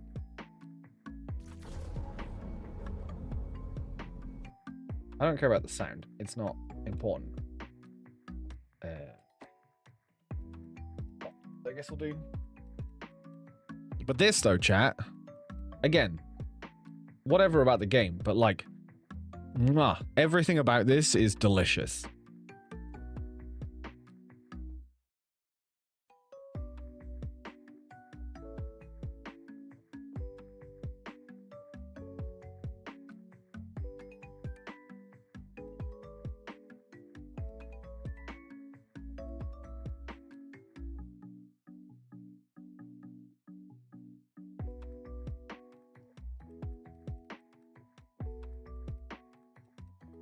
It's Marathon, the game where they copy someone else's art style. Exactly. Which I don't know what they've done about that.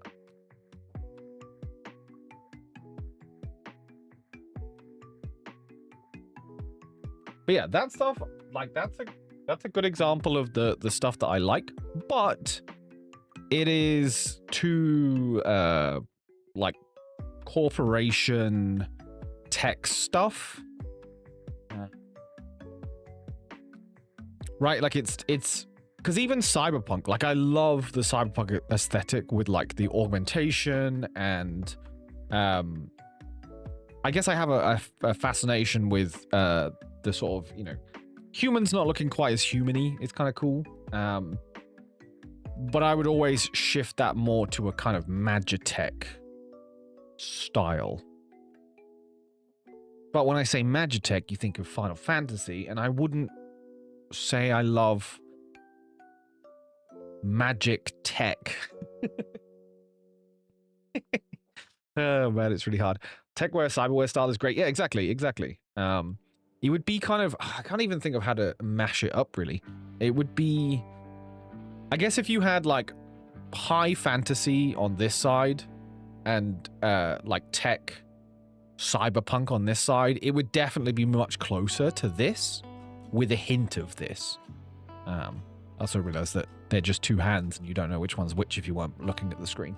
Yeah, it would definitely be closer to high fantasy. Like there's like Final Fantasy has like Final Fantasy 14 specifically has like some tech stuff going on at the moment, like some sort of cyberpunk-esque outfits and things like that, which I think I've posted in the Discord and stuff like that. Like, and I love like fantasy jackets with a hint of like tech to them. I think they're really cool. I'm much more about that than I am about a robe, for example, right? Like a jacket that's kind of like, I guess, look, I'm a basic bitch. I'm a gothy kind of like, you know, lover. If you look at my internet history or anything, it's all going to be like, you know, black and goth stuff, right? So like it is essentially gothic stuff, but with a hint of tech to stuff. Oh, the playlist, it's just, it's even better than that. It's literally this. It is this stream that is up 24/7 and does not seem to flag anything ever on YouTube. Oh, did they actually come to an agreement in the end?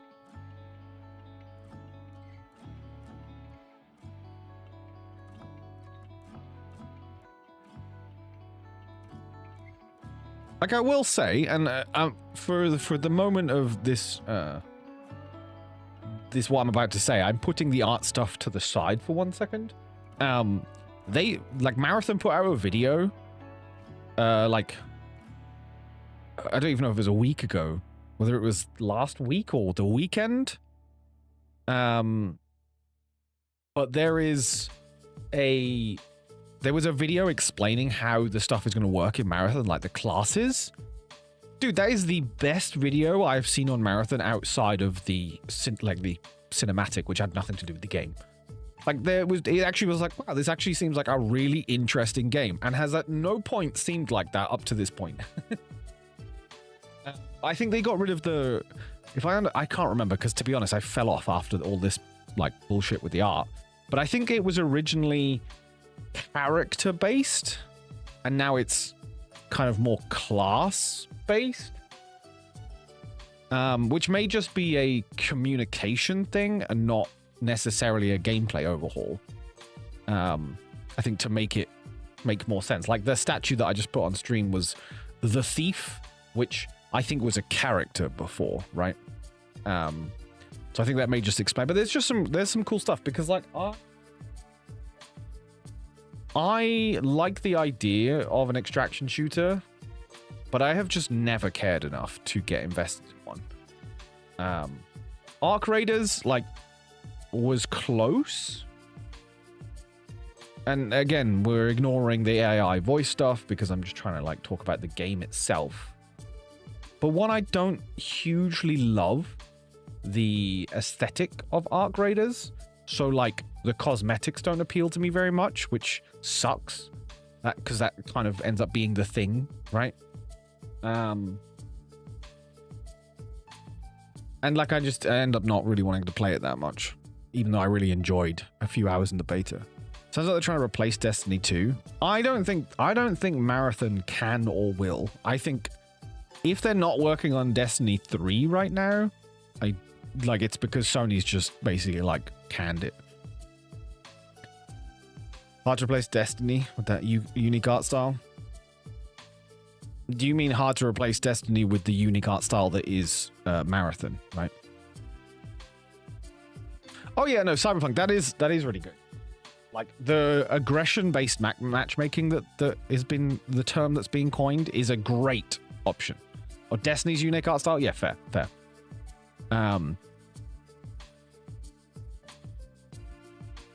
Yeah, no, like it's honestly like I'm trying to think of why I'm not playing it. I think it's just because I have other games to play, to be honest. And like I've never been one for proximity-based voices and stuff. Just because, again, I rarely play games at the point where I can be bothered with that. But I don't know. I wish and hope there would be I actually got into one of the alphas for Marathon and didn't play it because I didn't know anything about what had happened to the game recently, and it didn't feel like it would draw me in. Then I saw this video and I'm like, well, if that was the version that I could have played, I'm now slightly annoyed I didn't try it because these seem really fun. But I got into the beta or whatever it was with so little fanfare, I didn't know what was in the game. So I was like, whatever. I'm playing WoW at the moment. Goodbye. It being an extraction shooter puts me off despite its remediation. Why can't I say that word? Remediations. I never said that word out loud. Because the narrative that Destiny 2 took on was frankly abysmal. Do you mean from the absolute start, dear darling, or do you mean like where it ended up? I think, again, I can't remember if we streamed it on this stream or the coaching stream, but like Darkest Dungeon, when it was like early like betas and stuff, which is the only time I played it, the tenseness that Darkest Dungeon had was incredible. And I really want that to be captured. And I think Arc Raiders did have that. But I think Darkest Dungeon did better at it. Did I say Darkest Dungeon? What am I trying to say? Dark and Darker. I apologize. Everything I said worked for Darkest Dungeon there, and it that's confusing.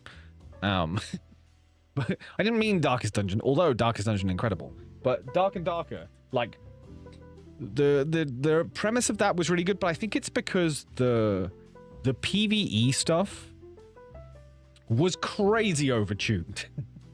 So like meeting anything was terrifying, and I think that helped a lot. And I don't think it's good for a long-term game. I was playing it for like a couple of hours, right? But like, and also the combat was dreadful. So fighting in it was just, it felt terrible. So, you know, there is elements of Marathon's going to have like Bungie gun tech, which for someone who bought Destiny 2 on launch, played a bit of it, really enjoyed the sort of moment-to-moment gameplay, hated the rest of the game. Like, having that bit is interesting because, like, I loved Apex. I still kind of love Apex. They've just kind of, like, been pushing it into the ground a bit. And now that we've lost Vince, I feel even worse. So, like, having that bit, like, I definitely want to try it. I really don't want to have to buy it to try it, though. Which is why I love free weekends or betas and previews and stuff. So I would definitely love to try it because there's some really interesting stuff. Like I love this video they had showed off like decaying bodies, which basically means that after a certain amount of time, bodies, I don't know if they disappear entirely or there's just like a puddle on the ground or whatever, because they're like 3D printed husks, right? So if you find a full body that has been looted, you know that someone is really close or close enough.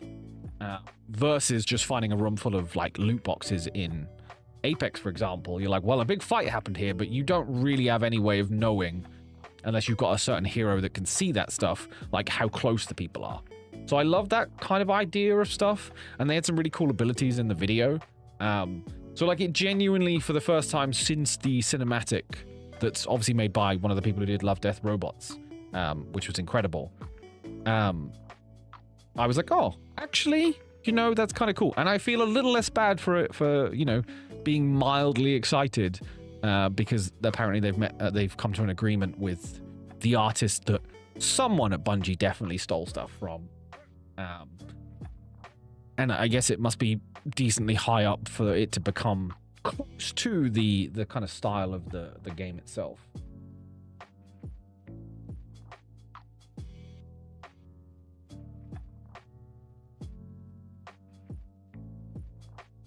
But yeah, I've never played Darkest Dungeon either, actually. I own them all, I think.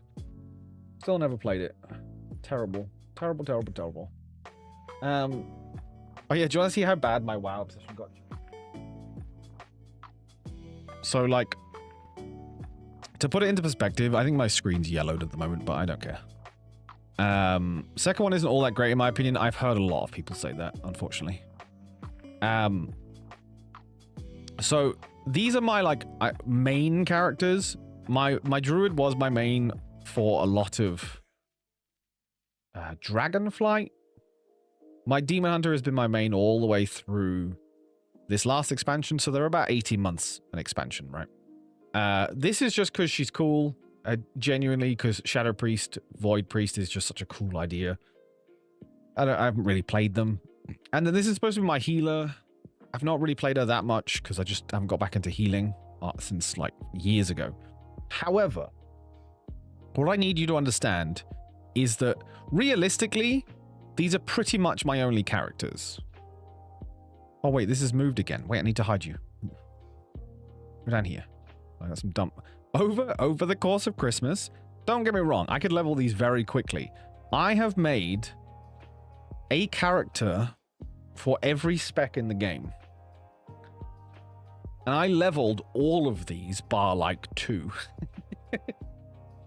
So we have a fire mage, we have an arcane mage, we have a frost mage, right? We have a demonology warlock, a destruction warlock, we have a what are they called? Affliction warlock. These, I had most of these anyway. These are just my demon hunters. We ignore these. We have a fury warrior. We have a an arms warrior. We have, this one was done before, but we have a protection warrior. We have a beast hunter, beast mastery hunter. We have a marksmanship hunter. We have a survival hunter. Over the time of the last holidays, yeah, if you look, you can see that most of these are time runners. We have a guardian druid. We have a feral druid. We have an arcane druid. We have a resto druid. The resto druid, no, the arcane druid was, these two were already existing. And then have a enhancement shaman who, why are you wearing that gear? And then we have a elemental shaman, and then we have a placeholder because the new race that's coming out I want to use for that. Then we have a holy priest. We have probably might actually be my favorite character I made. I have a discipline priest. Discipline is the idea of like shadow and light combining, and the dragons have like this pattern that you can put on them, and if you make that purple,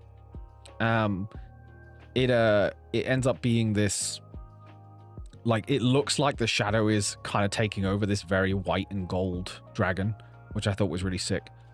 Love that holy priest mog. What's the half skirt? This is, if you remember Ashara from Legion, this is her outfit that you got doing remix that ended last night. You had to do like loads of stuff in that. And then I've got a shadow priest, which is currently wearing the mog of my other shadow priest. And then I've got a placeholder there, but I've got a retribution paladin there. I've got a holy paladin there, who's also awesome. We have I haven't got all the proper outfits on everyone, but we've got a brewmaster. No, sorry, not brewmaster. We have a what's the rest of one? Mistweaver, brewmaster, and a what's it called? Windwalker. Windwalker, yes. Then we have a Ischief based on my old dog, who is a outlaw rogue.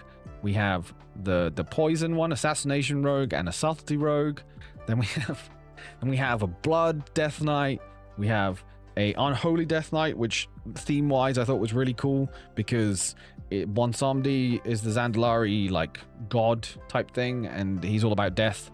So raising stuff as an unholy made sense. And then we have Din, who's a frost death knight, because you know the dwarves followed Arthas into the frozen area. I even made evokers. I have not leveled them, but I even made an augmentation, a destruction, and I mean I haven't styled these yet, but the Midoriya I have. And if anyone knows Japanese, this is basically just green, a type of blue, and black. Actually, this isn't black. This is ember, actually. Oh shit! I just logged someone in. I didn't mean to I ruined it, but evokers was the last. This is insane. Yeah, well, so doing remix as much as I did remix meant that I got the absolute max XP bonus, which meant if a character could tank or heal, like just a Q, I could level a full 80 in an hour and a half. So that's what happened. Log out. I didn't mean to do that. I didn't mean to log you in. So yeah, that became my project over the course of losing my job. I have quite enough brain power to do anything particularly useful, so I end up creating a bunch of characters and making lore accurate, or lore-ish accurate, what I thought was cool versions of stuff. However, someone asked how the house is going. Was that you, dear darling? Yes. Actually, she's in the house, so I can show you on this character. Quite a respectable collection of characters. I also have a bunch below, like, but they're not important and not. Okay, let me get out of here. I don't know. So, house-wise, the outside still looks the same.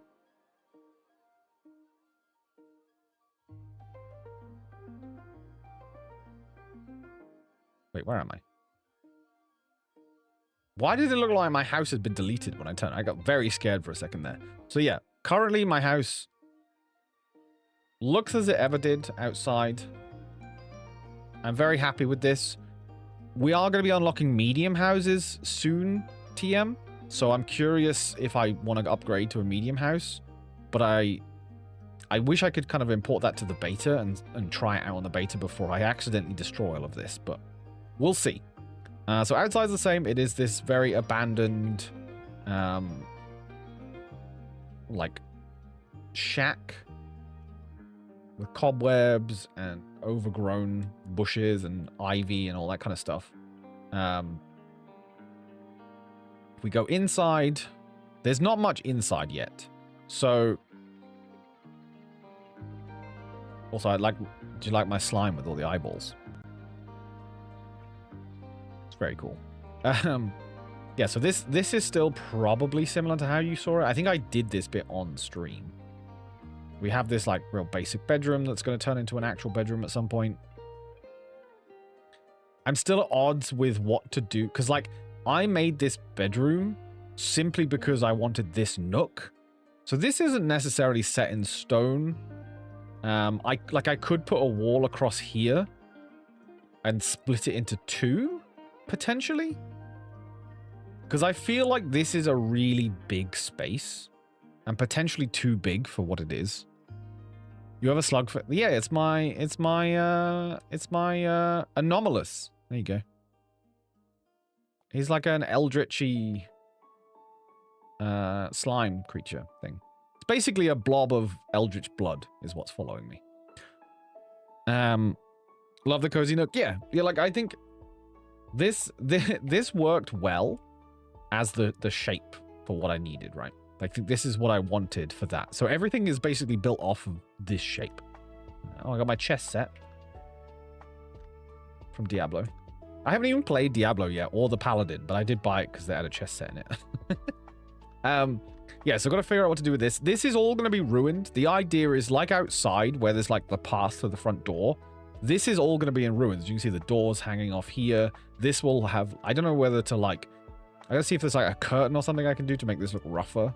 So like none of this is actually going to look lived in, but I do want there to be like something on this table to make it look like it's like someone's cleared a space, like half of, like, because the problem is I need a better chair, because you sit in the middle of this.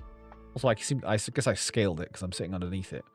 So something, there's basically going to be a chair next to the fire, and that's the only thing that's going to be here that kind of looks like it's used. Everything else is going to be like flipped upside down or like whatever, right?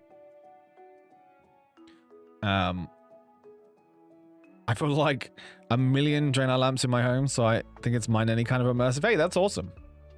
Also, Nenny, I keep telling you, is it still... Wait, is it still... Wait, why is the map... Why can't I see the map of my... This is where... Because I know Nenny still has a sub. I know Nenny still has a sub because she was playing Classic, so she has a sub. I think... Yeah, look, they're still there. They've been left. All this time, people have not moved into those two houses. They're just waiting. But yeah, back to the house tour. It was a detour. Yeah, and so the idea that we had, if you remember when I was on stream last doing housing, which I think maybe only Cyberfunk was here. This like secret was the main idea of this house, and I think it also works for this character too, is the fact that we're a void elf.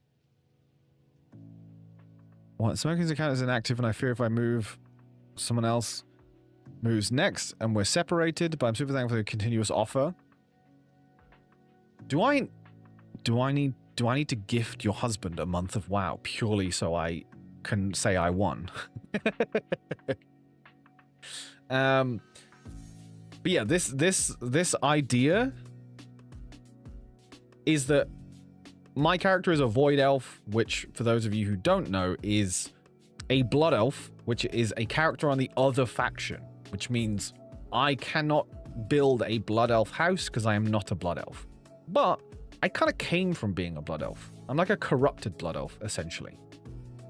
So my whole idea was, what I wanted is, when you go through this bookshelf, it is kind of like, this is the hidden, like, true house. But what came to a head over Christmas, which is what I spent a lot of time doing, was like, The problem is, if you've played WoW, which Nenny has and done some housing, this is the only secret door in the game. Like, the only singular secret door. So it's not very secret. Like, and I appreciate I was doing it as an in-universe thing, but it kind of didn't feel secret enough because everyone's just going to literally walk in here and be like, oh, this is kind of cool. There's the secret doorway, and just go through here, right? So I came up with an idea to make it extra secret. So this area here is no longer my Blood Elf home. You come through here and it's not finished yet. This bit is mostly finished. So it is now like this messed up like secret tunnel at the back of the house. Right? That is full of stuff. This is where my dump of things that I was getting from Remix is. So ignore this piece. Up to the end here, it's kind of done. This bit is not done. So yeah, this. I don't know if it's going to be a room, or it's going to be, because you can make it like a closet, which is about here, or you can make it the full room. So I got to figure out how to do that. And this is kind of going to be like these kind of tables are kind of what I'm going for. It's kind of like this dark magic / assassin-y type like hidden room. So like this house used to be lived in by someone who wasn't great, you know? And I think that makes sense. I think that fits. So they would have a secret room to hide the, you know, dark tools of murder and stuff. And that's kind of where it's going for. However, this isn't even the main part of the house. This is just the thematic stuff that I really like. And like in Final Fantasy, for example, I always wanted to make a spooky house. But I also, like, not a lot of stuff leans towards being spooky. And then you're kind of stuck with stuff being spooky, and then nothing else fits in it because it's spooky. So you'll ruin the aesthetic. But with the amount of tools they have in WoW housing, you can kind of go nuts. So, what there is, if you look, is this like something suspicious here, right? This like oozing, like it's basically, it's smoke off a light, but it kind of looks like dark magic. This will connect with the chess idea. The chess idea that's formulating here is because Diablo, the items that come from Diablo is a chess set and some other pieces, but you actually also get the entire chess set individually. So you can remake the chess set in it like halfway through a game, or the pieces on the floor. So it's very cool. But my idea is to have this chess set somewhere. I don't know where yet. Somewhere in this room. And the piece that will be missing is the queen on the black pieces side.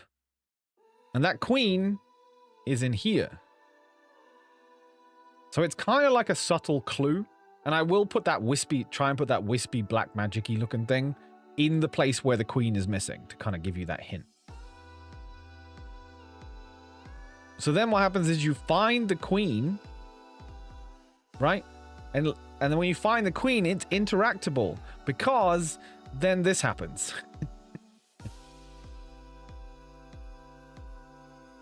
All thanks to the magic of clipping textures.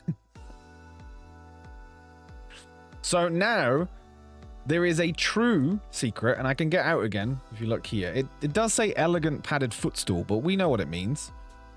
But yeah, so you can clip through this wall essentially by using the little, like, it's basically some stools in the wall is what it is.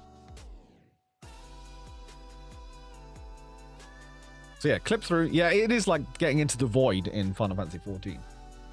So yeah, and then I made this instead. And this fucking room, this room I'm about to walk into took me about 3 days. And it was mostly like, put it up, rip it down, put it up, rip it down, make it better. But yeah, so this is now my actual home. So this is the actual entrance to the house.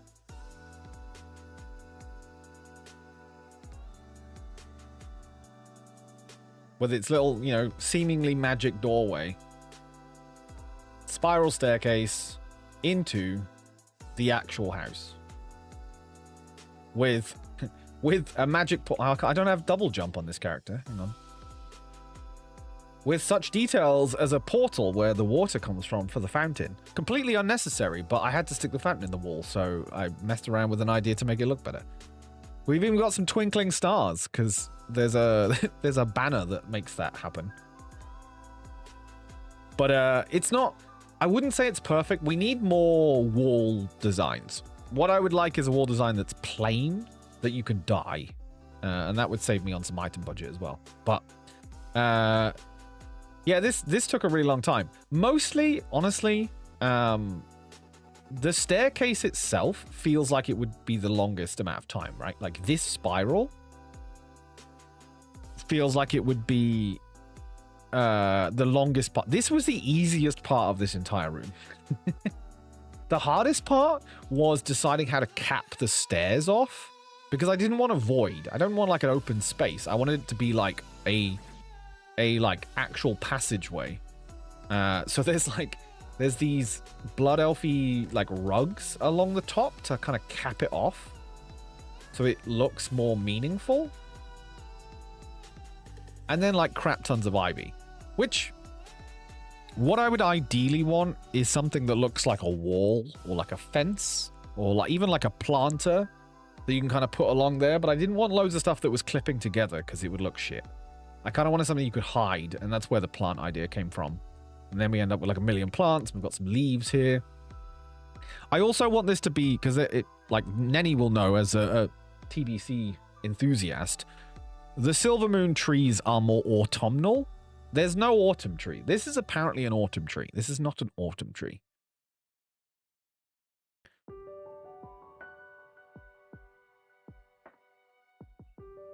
Oh, you can thank the tools for this, to be honest, Nenny. Like, obviously, I spent a long time tinkering, but like, these stairs...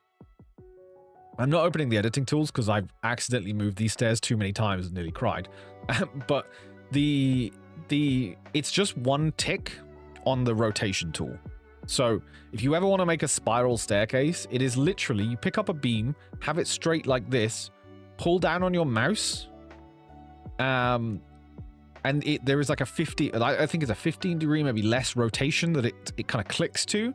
This is just 1, 2, 3, 4, 5, 6, 7, 8, 9, like all the way around until you get to the bottom. And all I'm then doing is essentially dropping it halfway down each time, like halfway down each beam. And the back corner of this plinth here is what it's all lined up to. So that's like its central column. And then I've obviously used a couple of different columns here to kind of like hide the grossness that is behind there. But and like even stuff like just lining this up so that it has this ridge on each step took away from the fact that you can't make stuff line up, right? Because if you try and, because I tried to make this flat and smooth, but it ends up looking wonky as hell because you obviously can't make it perfectly flat and smooth. But adding the lines in here, you can't tell that not all of these are perfectly even at a, you know, a regular person's glance. So that kind of like hid that stuff. But yeah, basically that's it. I don't like, there's not anything else in here. Like this is really fun and cool, but like this is just a, oh, that's kind of cool. And I've plonked that in here. There's nothing in the rest of the house. I haven't done anything else yet. I've just got the general room layout that I want. It's like the entry kind of foyer area. These would be like features, maybe like an aquarium looking thing or like a outside windowy thing. And then this is the main space. All I've done is put this column in here. And then back here is where the house disappears off to like a bedroom, and the other way would be like a hallway to the stairs that are going down, because I'm going to have stairs that go down into like a basement with like a fell room and a void room for the spec that I play. But yeah, I don't have enough housing budget. Like I am 30. Oh wait, I have 4. Oh, I leveled up again. So actually I do have some housing budget now because I leveled up. I got to max level on housing. So technically, I think this was the room I was going to put. I was going to put a room here. direction down. So it's like that. And then... Am I out? Oh, I'm out of... Okay, I can put the stairwell in, but now I'm out of space again. But yeah, so then I was going to have a stairway down. And then off of here, there would be like a split room again that goes into like some small rooms. The only reason I don't know, like, I don't know if I'll use a proper stair room because they're quite big and spacious. And I kind of, if you're going down to a basement, I don't know if I want them as big and spacious as this. But also the idea of making another staircase like I made at the entranceway fills me with a level of dread that I don't think is worthwhile. Because I'd have to make something that's equal as cool or better to be happy with it. And this all started, which again, I think Cyberpunk was here.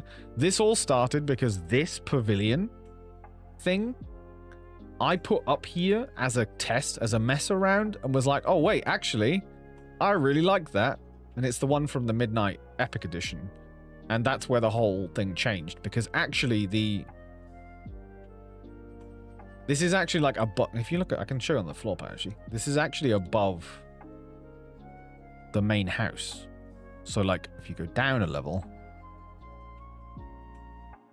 It's like my first room in my house is above it. So you actually go out the secret door here. Here's the little, like, wall, right?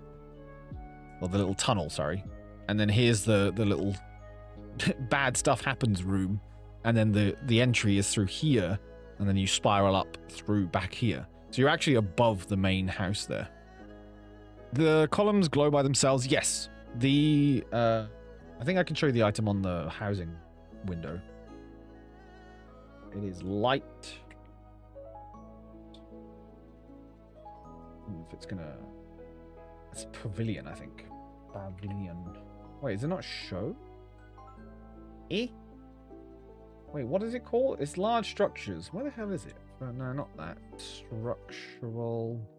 Large structures. Does it not show if I don't have one? It must do. Oh, there it is. Yeah, it's this. It's a bit small on screen, but... It's like a full-on, like, Blood Elfy pavilion-y thing. But the top of it is obviously stuck in the ceiling. The actual decor shows in the map layout? Yeah, because the map layout isn't a map. That's why that works. Because if you actually watch what's happening, it's actually just zooming out. Like, if I move around, it's because I'm still physically moving around that space. It's just shoved a camera up really high. So it's the WoW way of doing things. Yeah, this light circle fountain thing, not the tree part, is the other part of the Epic Edition thing. Because there's like a void version and a light version of both of these, and the void version I'm going to use in the void room that I have because it is this thing.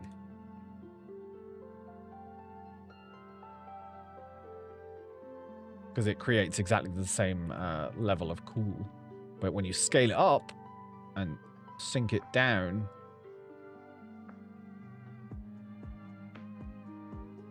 Oh, because the controls are up there.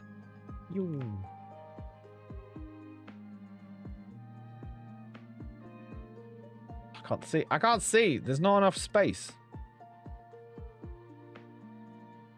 A bit more. There it is. Yeah, when you sink it into the floor, you get this kind of effect. Kind of like void crystal-y. Cool effect.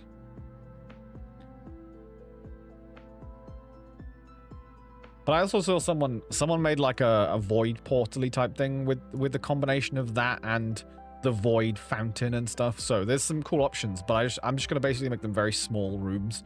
Because they're meant to be like workshops. And because I did Legion Remix, like my fell stuff, like I have a lot of random like fell things.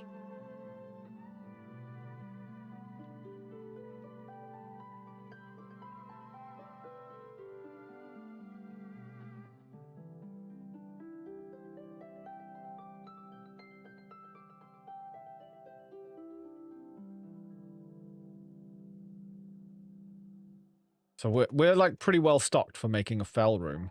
I also I have so many of each of them too.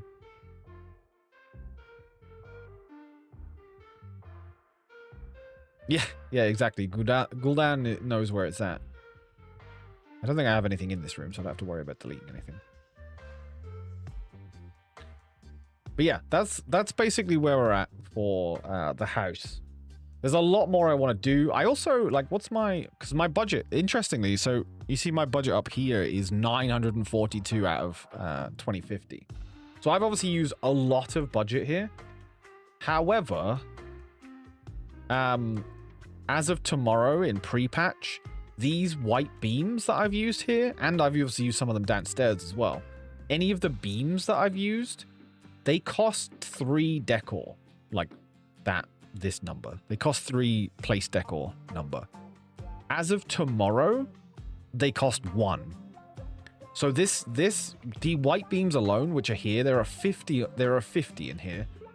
That obviously goes from 150 down to 50 as of tomorrow. So I've suddenly like got a lot more space over the course of things.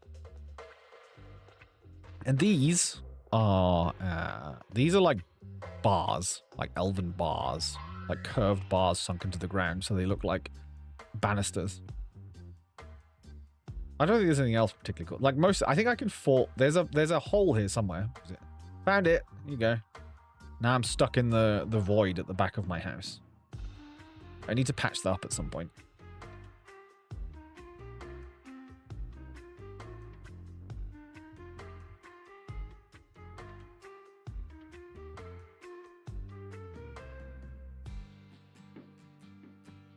But we'll spend what's probably the remainder of the stream sitting in the empty plots where Nenny's gonna move.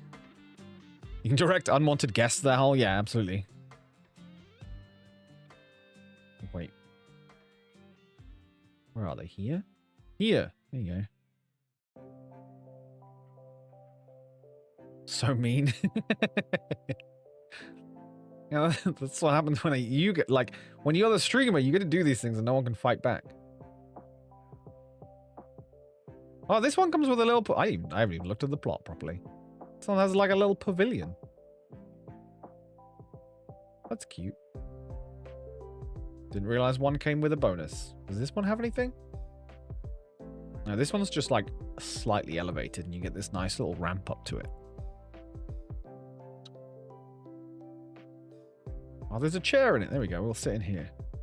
We'll sit where Nenny could be, you know? So yeah, that was my obsession for all of Christmas. Oh, why did my bot just do the thing? I really want to move, but I also feel really bad if I do it without taking smoke.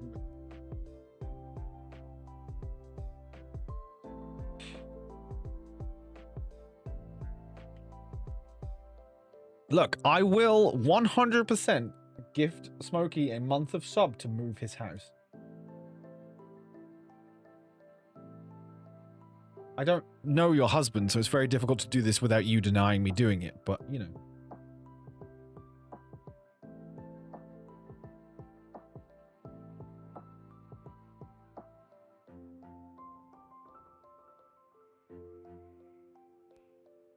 Denied, but thank you. Yeah, I appreciate that was going to happen. But yeah, I mean, people haven't moved in yet, so still got time to convince your husband to play WoW for a month. But yeah, we'll be streaming on Thursday. It will probably be WoW on Thursday, just because WoW comes out tomorrow. Like, stuff comes out tomorrow, although I don't know. It might be housing stuff. I don't know. I don't think I'm fully there to start long streams yet, but also Thursday stream could be working on brand stuff and other things and exploration, that kind of stuff. I also want to figure out, we've spoken a lot this stream, but I haven't figured out what what we're going to do for you planning on streaming more often the next 3 months? Yes, that is the idea. I'm planning on streaming longer, like more days, longer streams. Hopefully. But yeah, I'm trying to figure that out at the moment, like what days, what times, that kind of stuff. I want to add some more interactive stuff. I said I wanted to get like the Lumia stream stuff working so that this stuff in the background happens.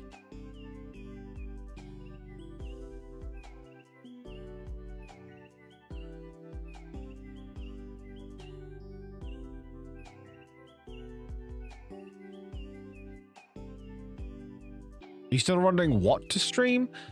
Not as much. Like, I think we have lots of stuff I could stream.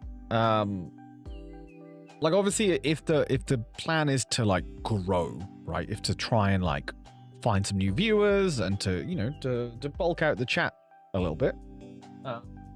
Basically, to ever turn this into something that could possibly be sustainable, then I'll obviously be jumping on stuff that's coming out, but I would have done that anyway. So it's not like out of the ordinary. But I would like the big thing about doing a longer stream is I would really like to get some playthroughs of stuff. Not like 100-hour games, but things that are, you know, 30, 40 hours you can definitely do over the course of some streams, right? Because I'm still really tempted to do, even though I've played them, to do like a near series playthrough, just because more people should play and see those games, and if they don't like the type of game it is, they should definitely still see how the story is told. But that was kind of the idea of doing the split streams, so that I can do, you know, one thing in the morning session or the afternoon session and one thing in the evening session. I'll probably be doing like, thank you, Nenny.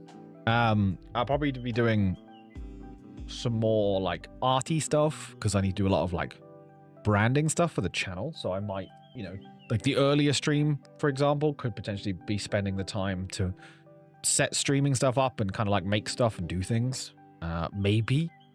And then swap over and then do some gaming for 4 hours later. That kind of stuff. I don't know. I don't honestly know yet. Like the whole AI thing, I think I've posted about it on Blue Sky. The whole AI stuff has made me want to make more things because fuck AI. So that helps. But yeah, there's lots of things I want to figure out. But like this lighting doesn't work too well with Lumia Stream, so to have a light that I'm pretty sure you could affect the light above me, but I don't think even at full on and brightness, turning it red or whatever wouldn't really do too much to the stream. In fact, I can show you right now. Let's see. Could we do something? Oops. Q. It's this light. Wait. Okay, it's on. You can't even tell. On at 100%. Go multicolored. And you can't see anything. Yeah, because of the lights. Because of the, I mean, you can kind of see it if I put my hand up, but because of the lights that are in front of me, you can't see anything that's happening there. Should we have a flashbang? No, exactly. That's why it should be these ones. So essentially what it did work for a while. I think some of you will remember it did work, but these lights keep getting stuck. So like the idea is when you sub or whatever, this stuff should all like change, and it kind of does. But like I can do it, if I do it manually, you can see what I mean. Like if I press this, right, like this is what it should do. But it used to then just get stuck. And then I'd end up with like one light on, one light off, and all the rest of it. And that annoys me more than it not working. But I don't know if there's a better way to do these lights, right? So at the moment, there is an LED strip on the back of every piece of black bar that you can see. It's basically a long LED strip going over the top of each other, by the way, but like just all the way around to create this glow on the wall, which I think is really nice. But the only issue I do have with it is none of the lights are actually on the statues, right? So it isn't lighting up the content behind me. It is lighting up the wall specifically, which is not the best thing, but I could probably do that with less lighting. Right, like I could probably put a strip, like just this central bit, right? If the back of the shelves, I've got to stop putting my hand out of this. In fact, I can show you a bit more of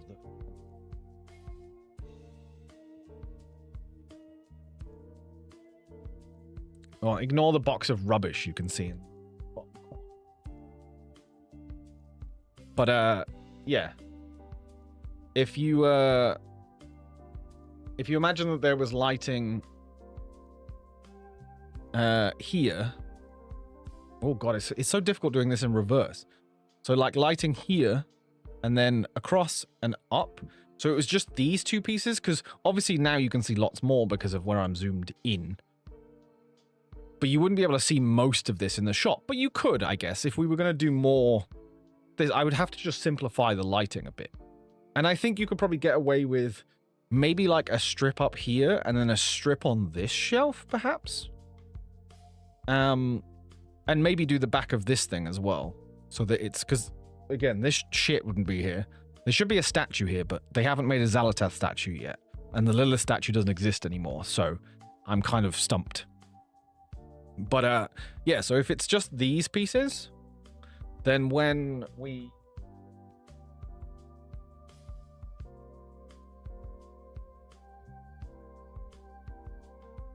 zoom in, you can see like it would be these pieces, but I guess maybe it needs to be the outside one. Wrong side. Outside one over here too. Because I think you can get away with it not having this one, but I think it needs to be this one. So that's like what? These are like 1.5 meters tall. So like a few strips of, like a couple of strips of 3 meter might do it.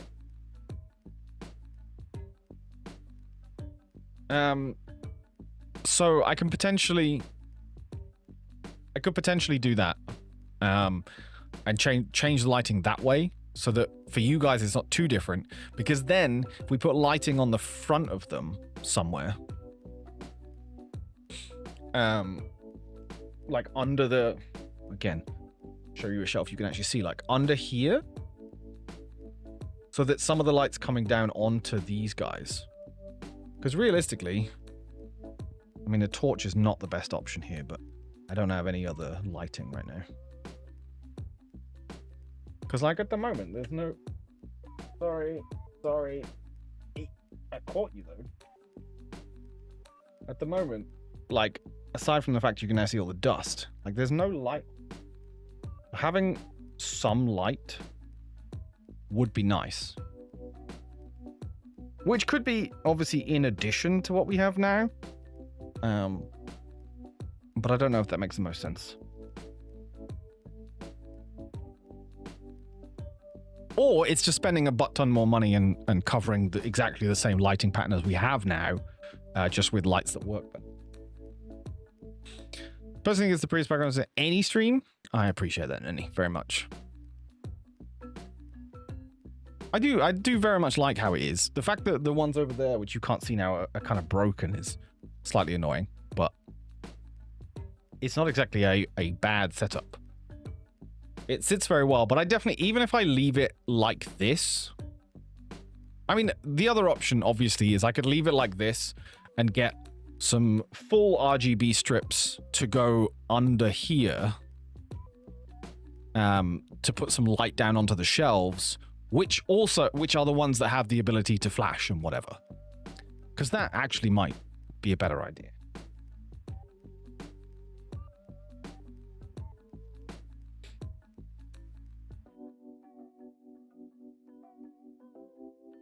But yeah, just more so it's interactive, honestly. Like, I like the fact that you guys can all do the like hydrate and all those things. Like, I'd like to add more to that stuff, because I think that's fun.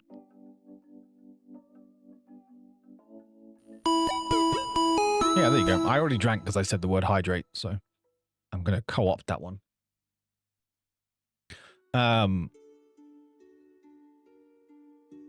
Yeah. That's the main stuff. I also, like, I really want to get... I always had this idea of there being... Hey, hello, Tough. I always had this idea of there being a, like, an ongoing interactive thing. Which is why, like, I think some people have seen the little, like, fishing thing that pops up in the corner of streams. And people can, like, collect fish and stuff. Always wanted that stuff.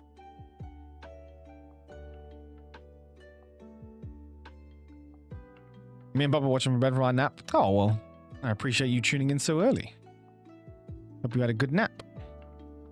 Pub's head tilting hearing your voice. Hey, that's cute as fuck. I miss my boy.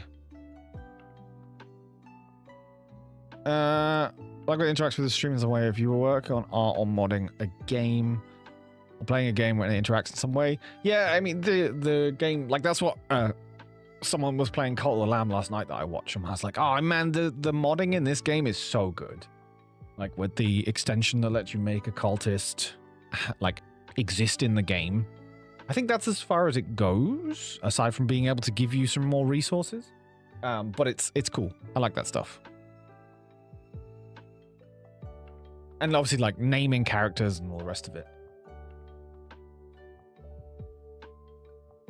Have a walk is now, so lurking. Have a nice walk. Hopefully it is not quite as... I think it's kind of damp here right now. Hopefully it's not too bad where you are. You're a Duolingo badge. There are mods for Nexus mods, it appears. Mods for... Oh, for, like, making the Cult of the Lamb stuff even more.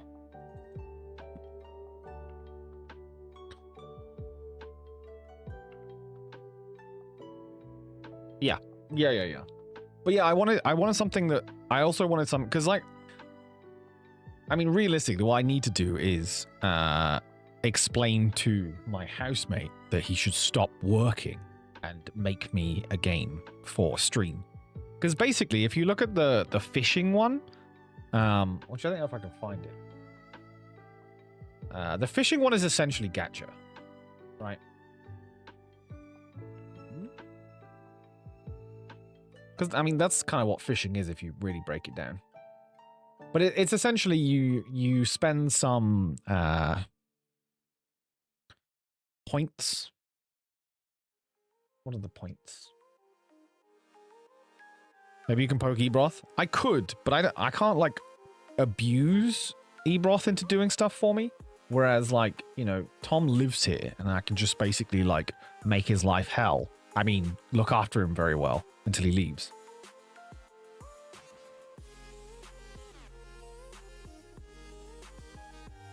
Where is... Oh yeah, this is not the one. I think this is close enough.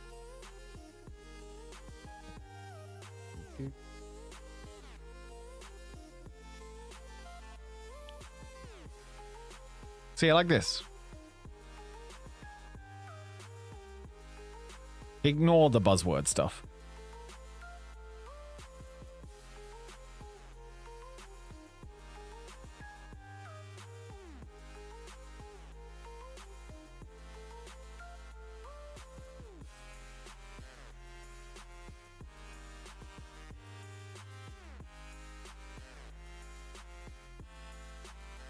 I don't know why. I've just realized that I didn't make this any bigger. Wow, we can go theater mode now? Oh, nice. That's what I want.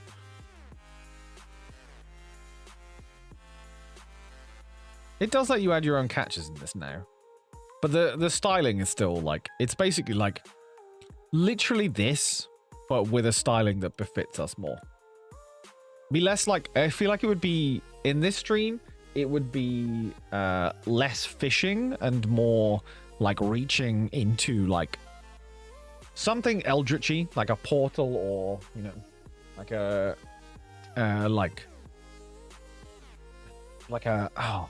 I think like a maw or something. It would be more like pulling something from the void type thing. And then like it would be a gacha and maybe you'd get like an eyeball or, you know, a claw or something cool. And then what I want is then to have for you guys to have somewhere where you can view your collection so that you can like, so then we could make collections and that would be fun. It's a lot of absolute crap ton of work, but it sounds cool. Because then it would be more about like being like if we start tying them into like games or times of the year or something, then there's, you know, there's something to reward you guys for being around. But yeah, I'm not like, maybe that's what I spend the next 3 months making, you know. Sounds like a great merch show idea. It's still streaming. I got as a heckin' eyeball.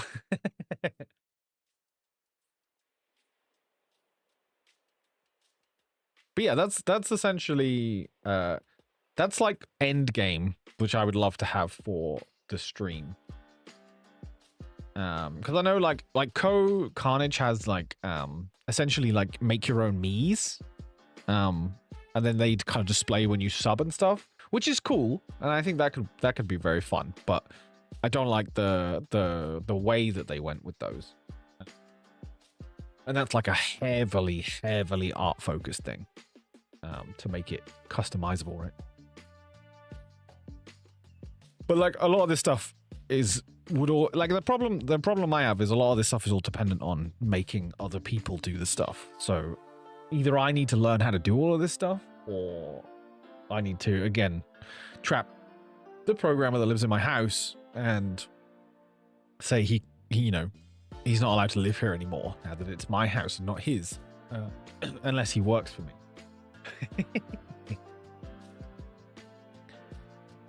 It's nice you have some time to work on what you envision now. Yeah, absolutely. Yeah, like I'll be honest. Oh yeah, I forgot the bubbles thing are on this stream now. Forgot that was the thing. I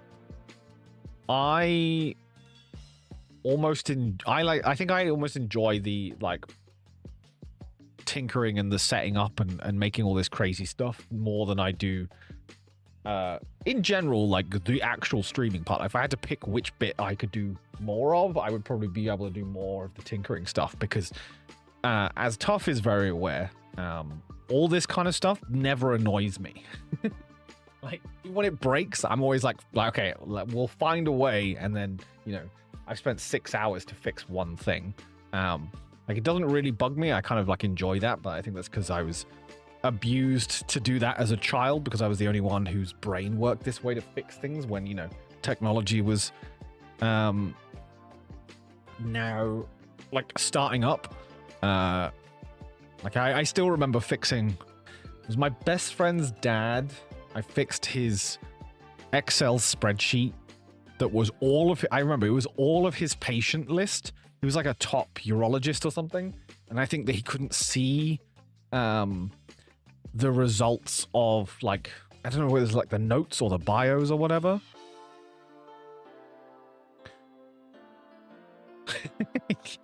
Yeah. Yeah, you're just like smashing up the furniture, and I'm just like, just not this chair. I need this one. You like, I'll just let me sit on this one.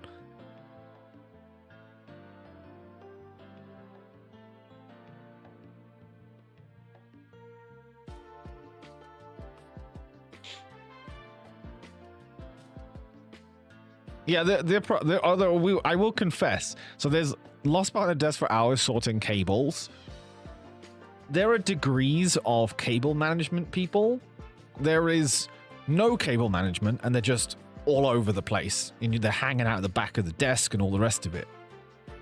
There is the other end of that, which is, you know, like server room level, like everything's perfect. You know, it's all labeled and it goes to everything. And then there's me, which is, if you can't see it, it's not a problem. So it's not the side of you just shove it all behind the desk and no one will be able to see it, like, you know, kind of like that, and just shove it in and no one will see it. It is taped and, you know, like separated off. But when you have to swap stuff out, it is awkward. But yeah, I'm not spending the extra 3 days to make it perfect. Like, if it was my job to fix a server room, that would be different. But when it is something that you change out a cable once every, I don't know, 6 months or so, who cares? Exactly, Tough. Exactly. It's not a problem till it's a problem.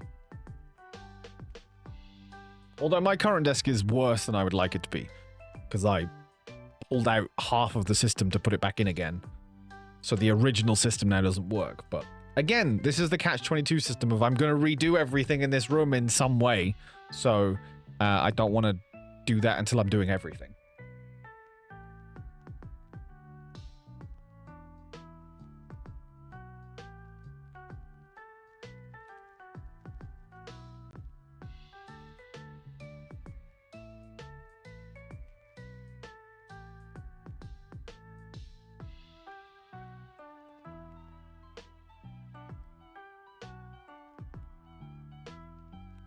I just realized this is the gold saucer music.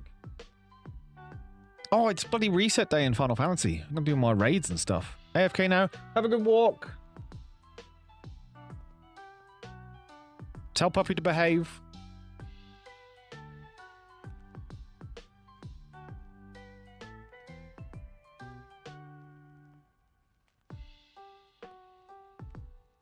I should be tough to behave. Puppy's fine usually.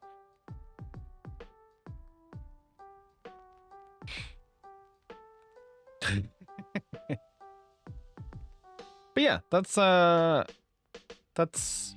where we're at. Like I will do some more research into interactable stuff and see if there's anything, because like the bot, I think the bot that we use that's on this channel is A Real Mischief, that version. Someone made like a full RPG using the bot, which seemed pretty sick. The fact that the only problem I have is when there's not a visual component, it's not quite as cool. But it would be cool to have stuff that you, because like we have all the like, you know, you have all like the currencies for watching a lot and hanging around a lot and all the rest of it. So I'd like to, and then it also means I can reward people with stuff. If I think, you know, people are here, I can just, you know, put out some currency and then that currency can be used on fun things in the stream. So we'll get there.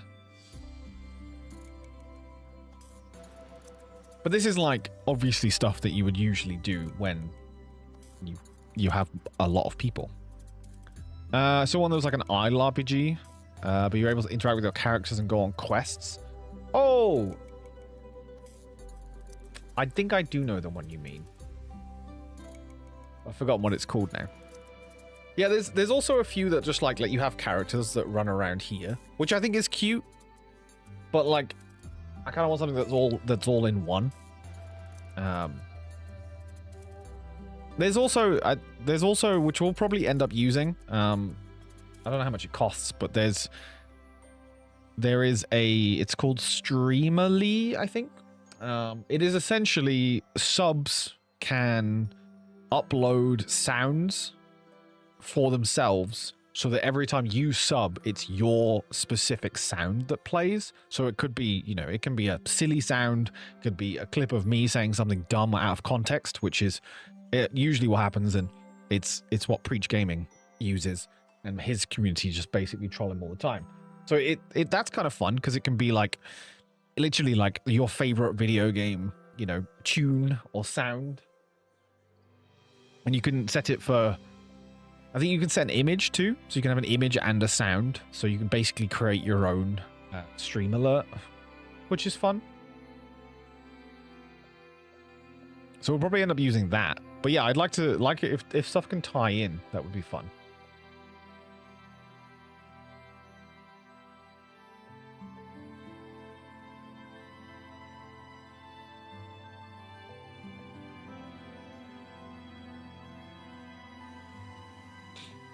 You know, maybe I don't know what all this stuff's built in. I'm not good at programming, but maybe I need to start programming stuff, because you know that'll go well.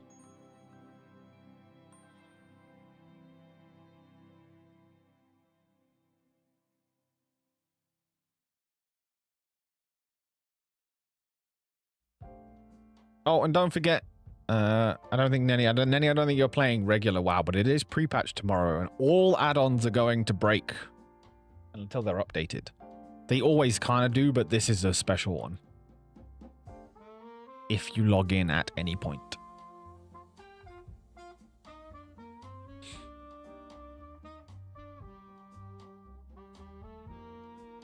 Yeah, what do we think? Let me, before I go, because I will go in a second.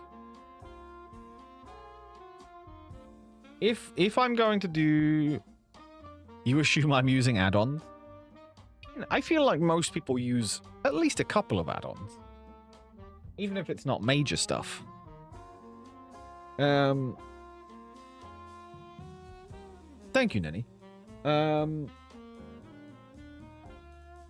Yeah, like, that's the thing. I don't want to do, because I don't want to do Friday. It probably means I wouldn't do Saturday, but maybe, because a lot of people said that they would watch on a Saturday, which is interesting. But not as, I mean, similar, it's like Saturday, Sunday. But I feel like I've just got a bunch of people who all have jobs that aren't allowed to watch anything or wouldn't watch anything while at a job, unlike myself.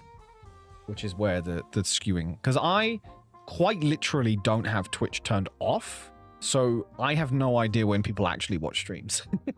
Because I just always have a stream on. It's like a radio for me. But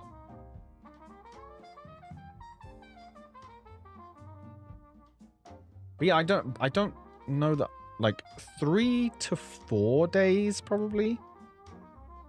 Maybe 3 days to start. Wednesday's quite low.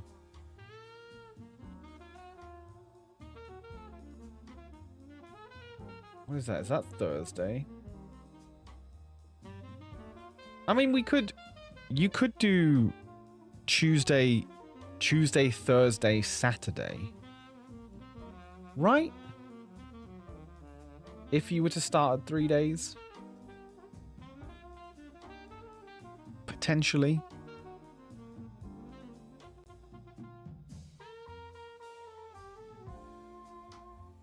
Like, I don't know how many people care, and this is going beyond you guys. I don't know how many people are going to care. It's like, oh, I'm playing this game, and then I'm going to play it again, not tomorrow, but the day after, right? Like, I don't know what I probably just research it, but I don't know what works better, you know, say Tuesday, Wednesday, Thursday, or Tuesday, Thursday, Saturday, for example. And obviously you make everything work for yourself and you tweak it so that it works for you. And let's be honest, just turning on the stream is not enough to garner new people anyway. It's all the other stuff, which is kind of why I don't want to do the kind of thing where you watch the numbers and react to that combined with the people say, yes, but we need to start somewhere, I guess is the thing, right? Like, I will absolutely use the time to tweak it if I notice trends.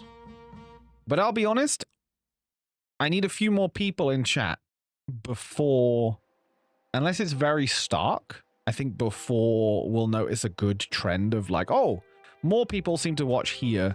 There is no reason I'm doing here, right? That kind of stuff.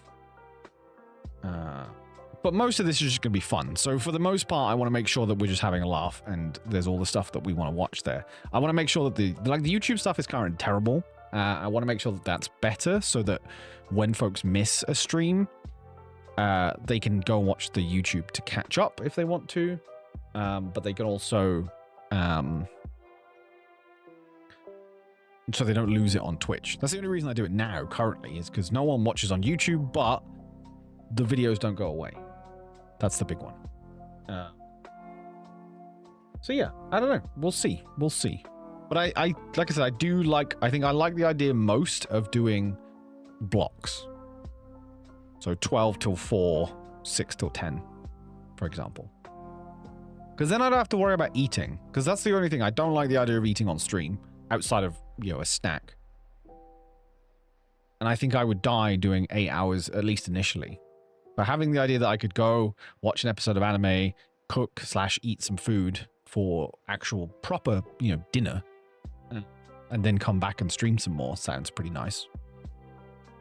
Although I don't know how I'm going to switch my body up to wanting to eat food at 4 to 6, but we'll see.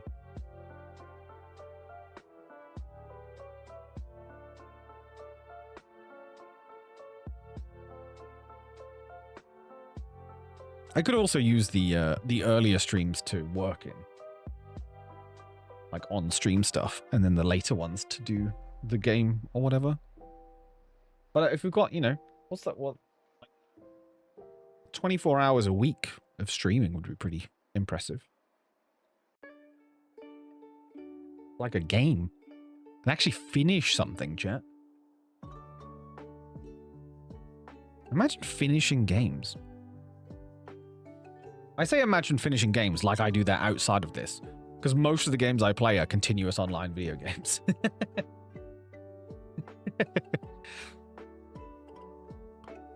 I also would like to get more MMO stuff in, because like MMOs really are my favorite games. But I just don't think they're very interesting to watch unless you're doing the type of gameplay I don't do. Right? So like it would be different if it was like an additional stream where it's just like just chill and play my video game, right? But it's tough because I don't know what the fuck I'm talking about for most of this. it's just me like, oh, this is all I've garnered from whatever, and I haven't done any actual research yet. I'm just like, this could work, right?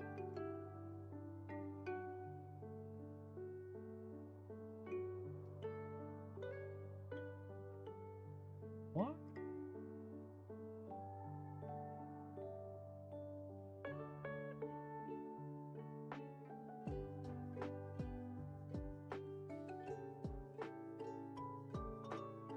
Also, I changed some account details or something, and they want to prove that I purchased the thing.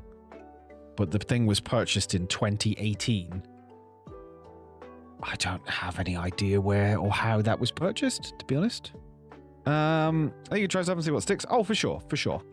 And the chance of people. Yeah, absolutely. But most people enjoy watching a stream for the streamer, no matter what they play eventually. Yeah, for sure. I think there's definitely a big element of that. Like, I generally watch people for the vibe that they're putting in. But the game, I think at least at the extreme sides, the game does come into it, right? I think there's lots of games that can kind of sail through the middle. And this is for your regulars, right? For me, there are some games that I won't watch a streamer that I do often watch because I'm like, I don't like the vibe is wrong. Or it's a spoiler game, story that I want to play myself. I think that's the other one.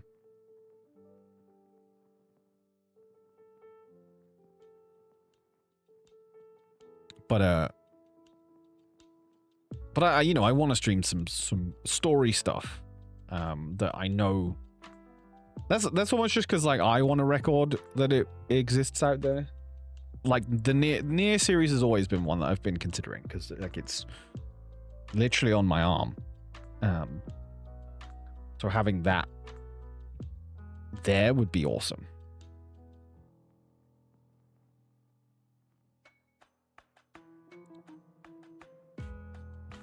But yeah, I don't know. Lots to think about, which is fun. I do enjoy this kind of like planning stage. And doing the stream this amount would give me some element of like rigidity in unemployment. Because I am definitely the type of person that did it over Christmas and I still haven't really got out of it of what is sleep? I don't need to sleep. I can sleep whenever I want. Oh, whoops, it's 7 a.m. and I haven't gone to bed. Oh, now I'm sleeping and now it's like, midday when I get up. Or whatever. So yeah. Hey, thank you, Nenny. I do appreciate it. I mean, Nenny, you're like my top clipper, so whenever you're about, I'll be fine for growing the channel. I just need to play. What did you clip most? I think it was something like Dragon's Dogma 2. I just need to play some more Dragon's Dogma. Which I don't think I've played since then, to be honest.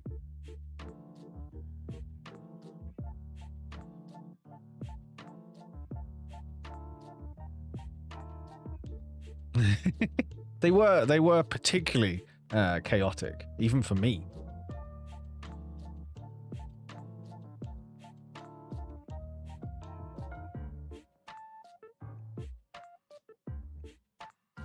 But yeah, it's a fun time. It's a fun time. Like there's loads of cool stuff we can do. Like I have an art tablet at this point as well. But,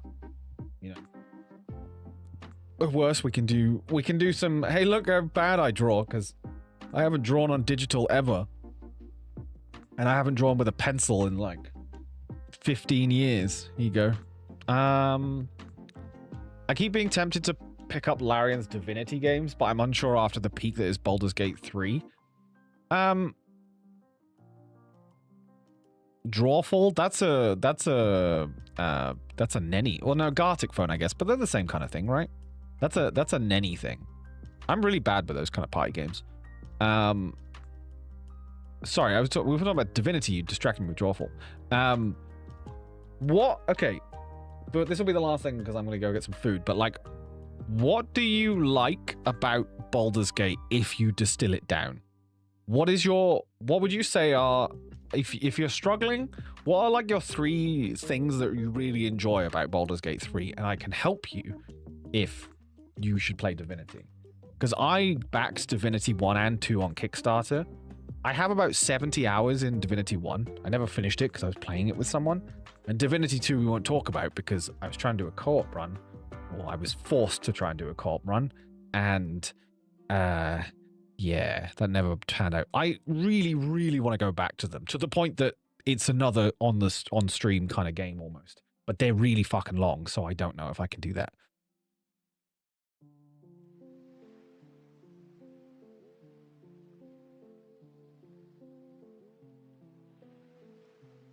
I agree, Nunny. I do think the battle system is better in Divinity. I don't know about 2s because I've not used it. I know it's obviously just an evolution of that, which is why I'm pretty excited about Divinity.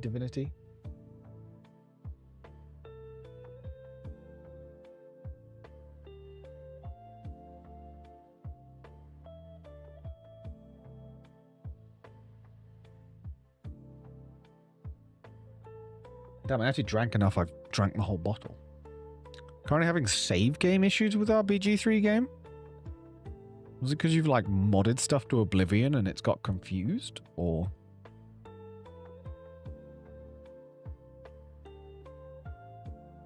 Not that I think you can affect a game save with that. Unless it's corrupting things. Quick saves are corrupting themselves? Does the quick slave? I mean, that's probably also a thing in BG3. Is it? Quick save only has 1 slot, right? So is it like overwriting itself and not fully committing? All saves are doing it? That sucks. I don't even know, like, all you can do in that scenario is... I don't even know what you can do because you can't even like move the file afterwards because it might already be corrupted. You have no way of knowing if a save is corrupted, I guess. Oh, that's weird. That's weird.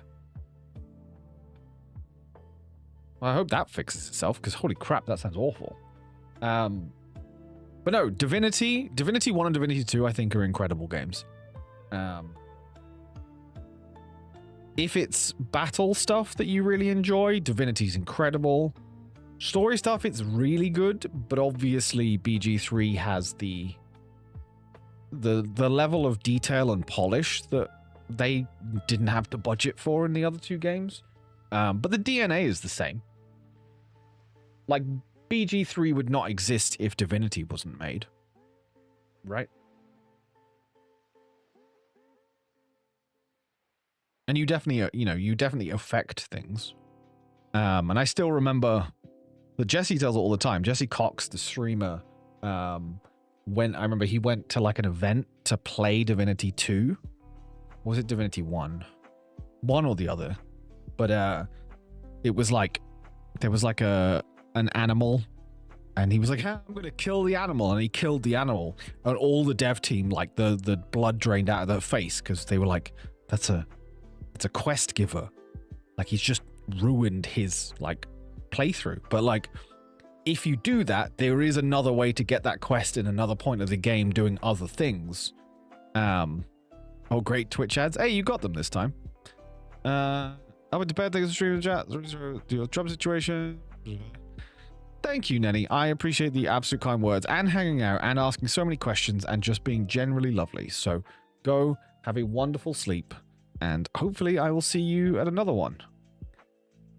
And, we'll get you and your husband moved into our neighborhood.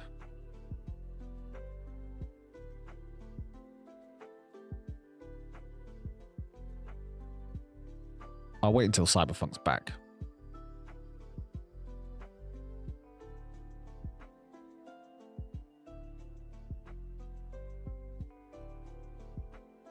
There we go. Yeah, so the story I was saying was basically like there is still the level of you know, your own path. Just the idea that you can kill quest givers. Like that's a really it sounds like, oh, whatever, like that's a huge thing. So you know, you can create a very different path. I don't remember if that was a thing in in Divinity 1. Because it's been a while. But I know that me and who I was playing with soft locked ourselves slightly because we were doing a quest that was too hard for us, and then actually I think we got out of that soft lock in the end. But essentially we raided a temple, if I remember, got all the way to the item that we needed, and then like a big fight starts. But before the fight started, I teleported us away. But like it was a story thing, so like to finish that quest, we needed to go back in there and do that. But I want to say we were too weak, so I teleported us out. We went and did some other stuff, and then re-raided the temple and killed them, like running in after them instead of them ambushing us, if I remember correctly. So yeah, it's very, very, very good. I like Divinity Art. Like I need to finish BG3 hilariously, but I also really want to finish Divinity 1 and Divinity 2. I'm not the biggest CRPG fan, even though I do love them, but they're so long and they're so detailed. It's like if the world doesn't draw me in, like I need the world to really draw me in. And Divinity definitely does, and obviously BG3 does. I don't care as much about the Pathfinder games for that reason. But like there's a, aren't they making a, no, they're making a 40k, yeah, that's not the same thing. They're making a Total War, which I cannot play. That is not me. But yeah, I recommend Divinity. If they're ever on sale and you're not playing BG3 for the 7th time, you two would definitely enjoy Divinity. 100%.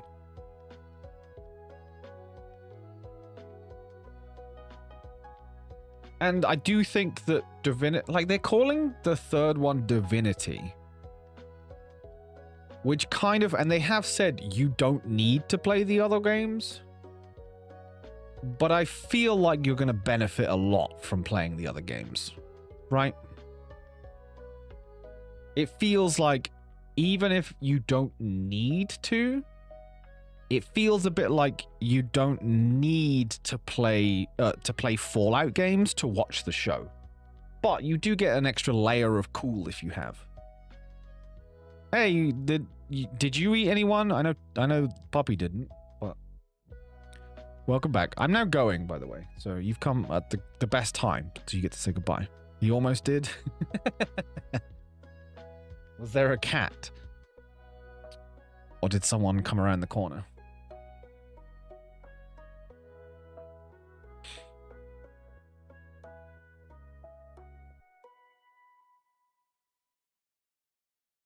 Talker, but very close. Oh dear. Story's going to be G3. The fighting system's easy to get into. The way to interact with the game's world in a congruent, predictable way, and the feeling of subverting how the game works. Everything you've said there, I think you'll enjoy Divinity. I think you'll really enjoy Divinity. I think BG3 is better as an overall package, but that's just because it's like, if it was Divinity 3, I think I'd be like, well, yeah, Divinity 3 is better than the other two. Generally is how you'd hope a game goes. But no, I think you really enjoy it.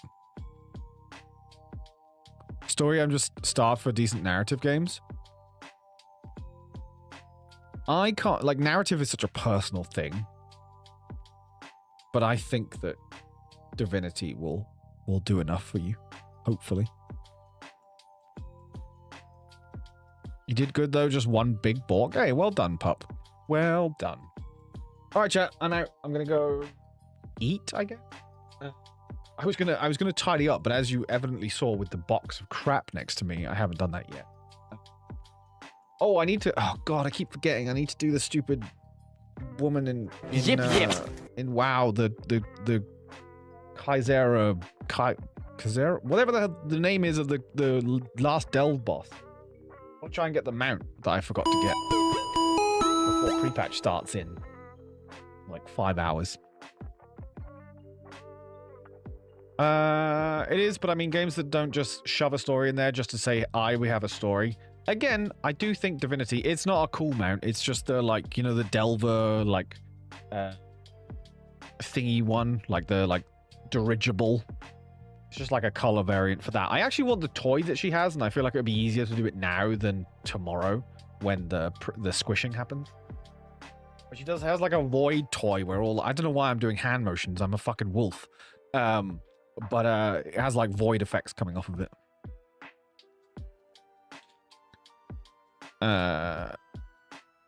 Yeah, I mean, just try Divinity. Void off of your chart. Yeah, it's like a void, like, I'll link you it after this. It's a void, like, circle on the ground and then, like, void effects coming up from the ground, like where you're stood, like a scorched earth thing.